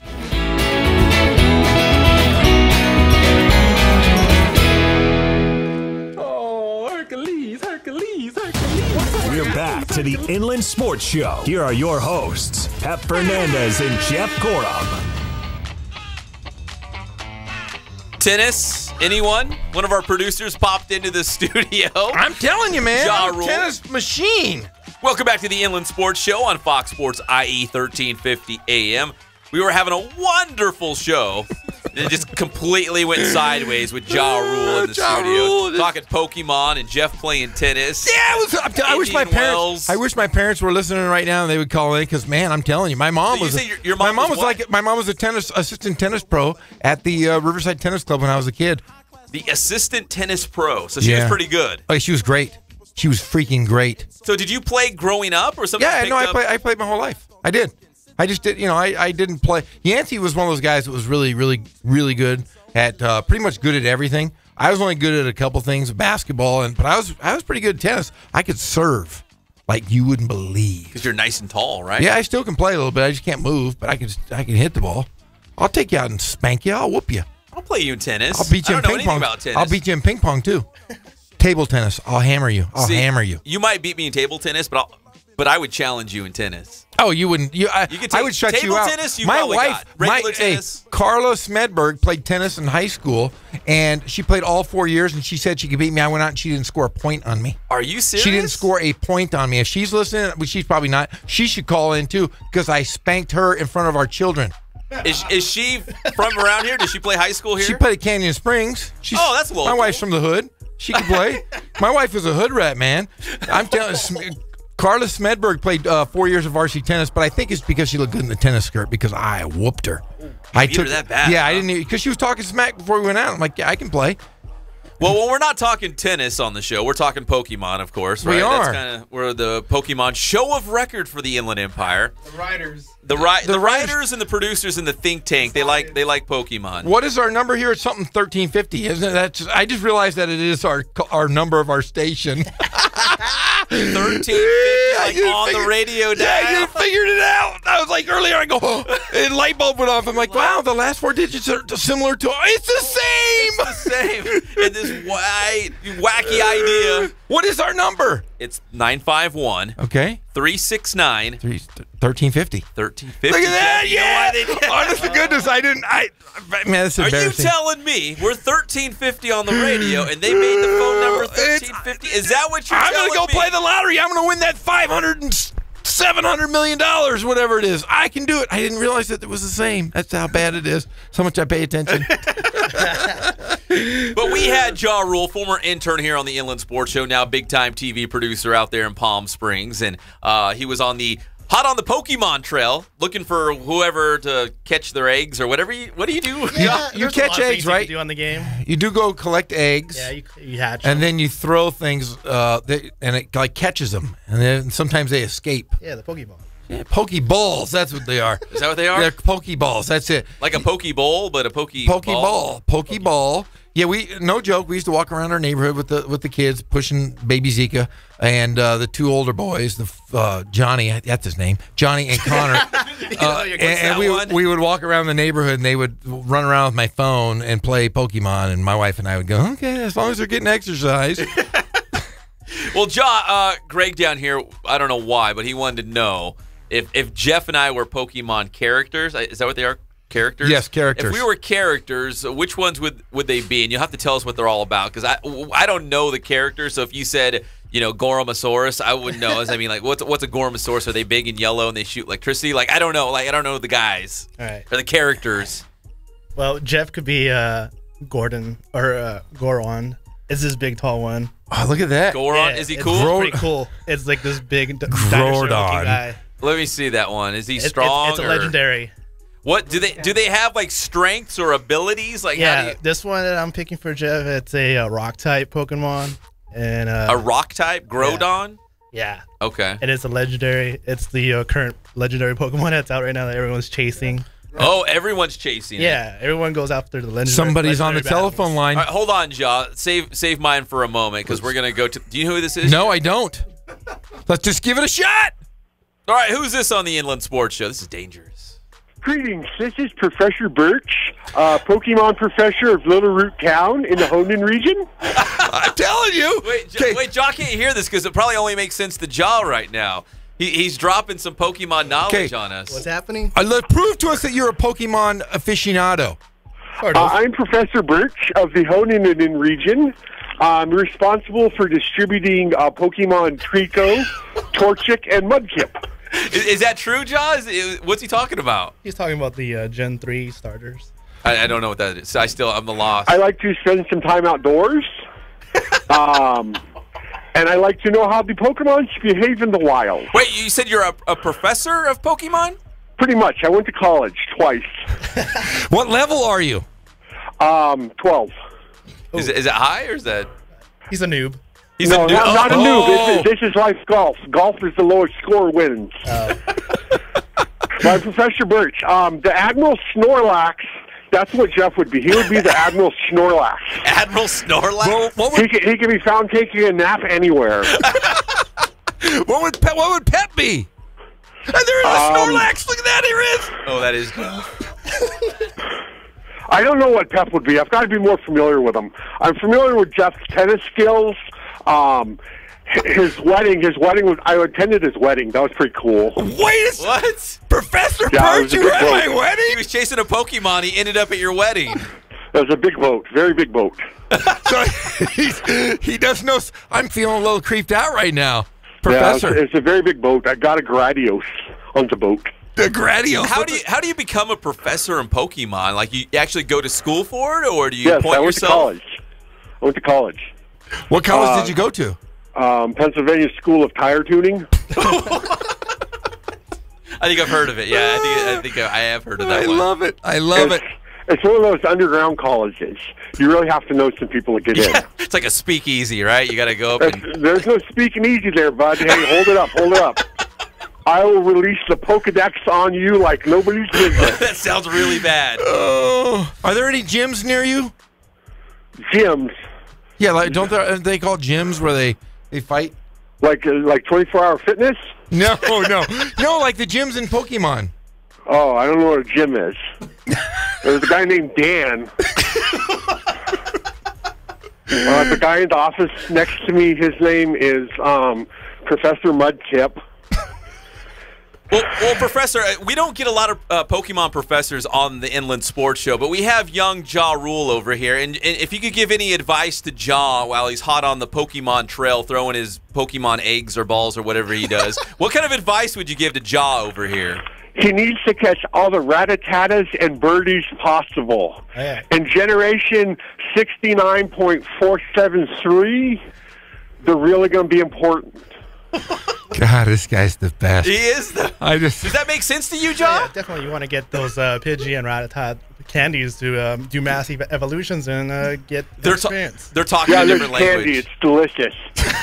I'm not kidding. I think they're really talking to each other here. I think they really are. I know what he's talking about. Holy cow. Do you follow sports at all, Professor, or are you basically consumed by Pokemon? I follow sports. Go college. Go team. What's your favorite sport though? If you had to choose a sport besides Pokemon, what is your sport of choice? I would say college foosball. Foosball? The one with the water boy, that guy? Yeah, the water boy, that with Bobby Boucher, that one. That's a good one. Yeah. The Bears should have drafted him. That guy stinks. Instead of they got Mitch Trubisky. Great. He knows some sports. He just knows some knowledge. Yeah. You're kind of a Renaissance man there, Professor. Pretty much. Tire tuning college gets you out everything.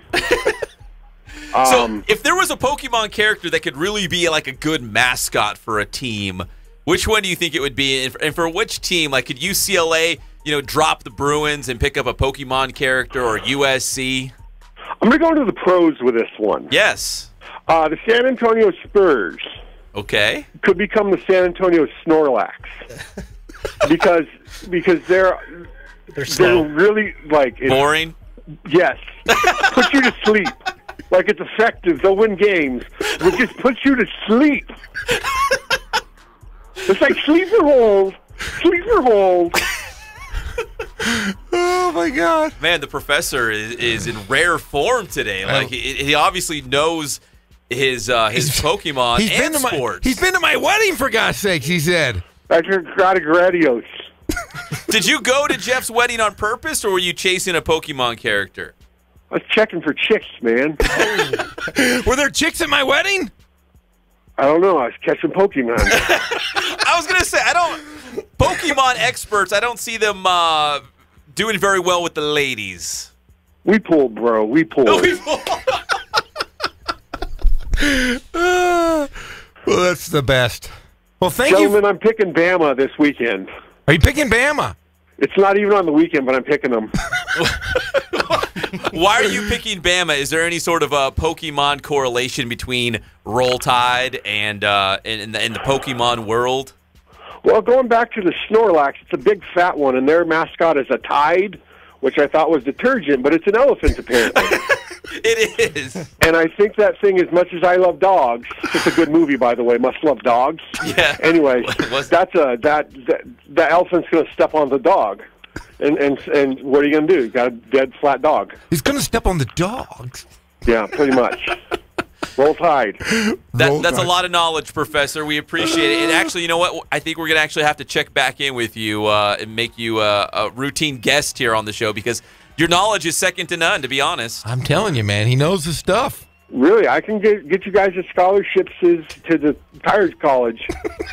Well, Centennial quarterback Tanner McKee is still deciding on his college. Do they have football at your school? No. we got broom ball. Broom ball! I haven't played broom ball since the 70s. Broom ball. No, it's like the one in the Harry Potter, except we don't fly. Professor, we appreciate it. That was some great insights, and we would love to have you back on. Thanks, gents. Just let me know. You guys got my beeper number, right? We do. We'll page you when we're ready. Beep, beep, beep. Thank you, Professor. Good afternoon, gents. Goodbye. Pokemon out.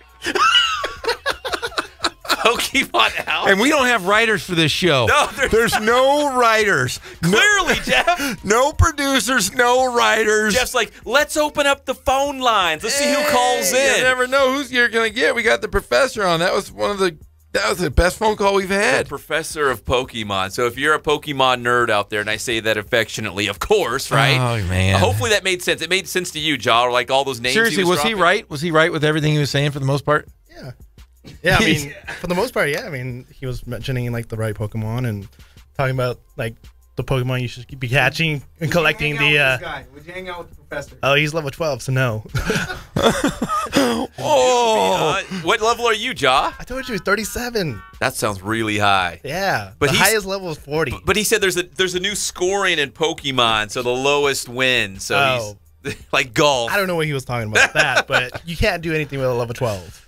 Oh, a little heat. I mean, you could spoof. That's the only thing. What? Wait, what? Attacking the game. It's pretty much downloading some app so that you change the coordinates of your GPS on your phone, and then it transfers you to like Japan, and you could catch a exclusive Pokemon out in Japan. Spoof. Are we still a sports show or spoof? I don't know. You asked me a question. Did you say? I mean, I can talk about the Lakers. Did you say what was it called? Spoofing? Spoofing? Yeah, hey, listen, we got to take a break. Would you like to spoof with me? No, I don't. You already tried that. Remember at the top of the show? You already tried that. Let's spoof. There's no spoofing in Santa Barbara Saturday night. Yes, there is, baby. We're going to keep Ja Rule because I actually want to run something past him when we come back, and I want to talk to Jeff about Novi Soccer. Yes, Belleville. Just for you. Belleville got a win today. Belleville has a win, but like I said, he has the personality of a wet napkin. Seemed like a really good guy. No, he's not. Don't let him fool you. We'll be right back. He lulled you. It's the Inland Sports Show, Fox Sports IE 1350 AM. How you guys doing? I'm Coach Ray again. We're here at the Boost Performance Center with the one and only Pep Fernandez. So today's tip, I'm going to go over the shuttle run. So really, the shuttle run is a great drill to measure lateral speed, power, and change of direction. So we're going to go over that today, and it's a drill that can benefit really, again, any type of field sport, whether you're a basketball player, football, volleyball, soccer. If you got to change directions, you got to be quick. Shuttle runs for you. Okay, so Jacob's going to demonstrate the shuttle run here. We're going to start off with the stance. So he's going to have his feet about hip width. Now, this is really important because a lot of times you get guys who will try to shift their stance. You got to split the line evenly, and you want to make sure your toes are forward. You want to make sure your feet are right underneath your hips, all right? So he's going to have his feet forward and underneath their hips. All right, now, when I say set, he's going to drop down very quickly. Whatever hand is down is the direction that you have to go. So he's going to go to his left first, so he's got to have his left hand down. Now, his right hand is going to be right here, all right? It's going to be right in front of his body. His elbow's going to be flexed. Hand's going to be right under his chin, all right? So when I say he's going to drop down really fast, all right, he's gonna put his hand down, left hand down on top of the line, right hand underneath his chin. Ready? Set. All right, relax. All right, so that's the stance there. We don't want to hold the stance any longer than about 3 seconds. All right, so we want to be in and out. All right, now let's talk about the first touch. Once he leaves, all right, his first movement, that timer is going to start. He's going to give me a nice lateral run coming out. So he's not going to turn his head and turn his body to run. He's going to lateral run coming out. And then we make our first touch, he's going to do what's called a wedge cut. It's a double foot cut. and he's going to touch right outside of his feet here. So he's going to touch the line with his left hands. He's going to do a wedge cut, a double foot cut. He's going to have a nice angle at the shins. He's going to touch right outside of the foot. So now I'm heading back in the direction I want to go. All right, that angle is really important. So we're going to nice wedge cut here, left hand touch. We'll wedge cut it here with the right, and then we'll sprint through for the finish. 5, 10, 5. Here we go. You ready, Jacob? So he's going to go on me. Set. Go. Get back. Finish right in the middle. Good, right there. Now, typically, you want to finish with your head down. All right, you want to maintain that forward lean. There you have it. Shuttle run.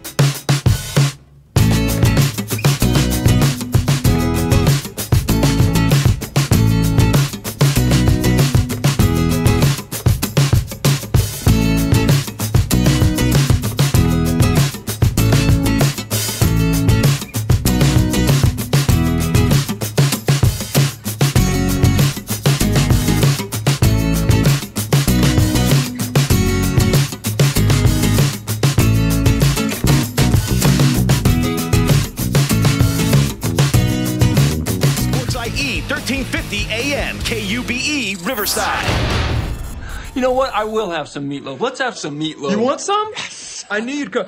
Hey, Mom! The meatloaf! We want it now! The meatloaf! What is she doing? I never know what she's doing back there. We're back to the Inland Sports Show. Here are your hosts, Pep Fernandez and Jeff Gorham. It's been quite the show. It's been something. It's been something. Welcome back to the Inland Sports Show on Fox Sports IE 1350 AM. Let's go ahead and thank our sponsors. I have a feeling this might go off the rails here as we come to a close here on a Thursday. It's been brought to you by Spoiled. Well, it was. Hopefully they'll stay with us here after this wild show.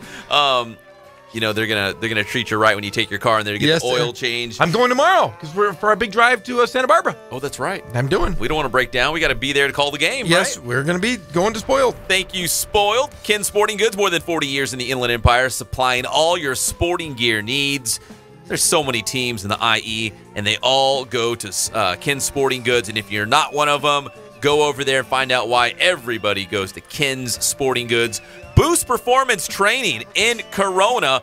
And they've got the new overtime program. That's for the younger athletes trying to break into the high school level, maybe win that varsity job, get a starting spot. Check out Coach Ray Bass and his team at boosttrainingsystems.com. And finally, Catalano Motors in Corona off Temescal Canyon Road. You can buy, you can trade, you can finance, you can do it all, and it's all super easy at Catalano Motors. That's CatalanoCars.com. Thank you, Derek Catalano. All right, there's something I want to play for Ja. We've only got like 4 minutes left here. And there's something I want to play because I know he's a big fan. So I'm going to play it off my phone real quick. All right, sounds good. You guys all ready for this? Yes. Okay, well, I'm not going to tell you, Ja. Hold on. Keep your pants on. Hear this.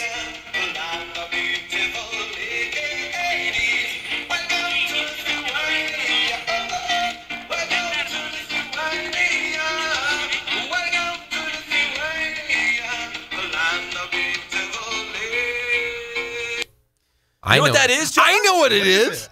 That's Welcome to Lithuania. It's the biggest, hottest song right now. And they welcome the Ball brothers and Big LeVar. baller brand. They got two forests. It's flat. They got beautiful women. See, Jaw's a big LeVar Ball fan, right? Oh, and the yeah, Ball brothers. definitely, yeah. I hate that SOB. See, Jaw over here, listen. Yeah, you remember when we were covering the Southern, what is it, the CIF Southern Section basketball tournament back? Jaw used to cover a lot of basketball for us, yeah. And I was like, he did. Hey, do you want me to stick around for Chino Hills? You're like, no. I'm like, seriously? I could have seen the Ball brothers play. You could have stayed. I think I said you could stay, didn't I? Or who'd you go there? Was it North boys basketball? Yeah, North was playing. Or Cajon girls? I can't remember what it was. Temescal or Temecula Valley Temecula Valley. Was it down at the Pyramid in Long Beach, or where was that one? No, that was I don't even know. He did a lot. He's covered a lot of high school basketball It's been for a us. while. It was like 2 years ago. He said, should I cover the balls? I said, no. I said, get back. We don't want that. I had to come back and give him the SD card. That's a true story. Yeah, I said I could no. have watched Lonzo Ball play in a senior year. You could. I forget. I don't know if there was a rush or not. If there was, I apologize. But It's yeah, all you good. could have stayed and watched. Yeah. I'm like, you want the game? No. Now go back to the future. Hey, before we get out there, how good a show was this? I mean, we broke all kinds. This week, how big a news this week? How big is the news we broke this week? Okay, just in this show, big thanks to Tanner McKee, Centennial High School quarterback, joining us live from San Antonio. He will sign a scholarship by signing day. That's the big news. We broke it here. Heard it here first. We also had head coach Daniel Algattas from San Bernardino Valley College, and he was name-dropping. Big time. Big names coming to San Bernardino Valley. And he says that there's more. He said, stay tuned. He's got our number. He's going to blow up our hotline as soon as he's got more names to share. So we had him as well. We had Jamal Smith, the point guard from Cal State Fullerton. Again, close game last night. Titans prevailing over the Highlanders 68-65. It's been a wonderful show. Hey. And the professor. The professor was awesome. But hey, what's going on tomorrow? Because this one, people need to tune in. Oh, boy. We got Jim Alexander from the Press Enterprise. He's got a hot stove story that he's willing to come in and...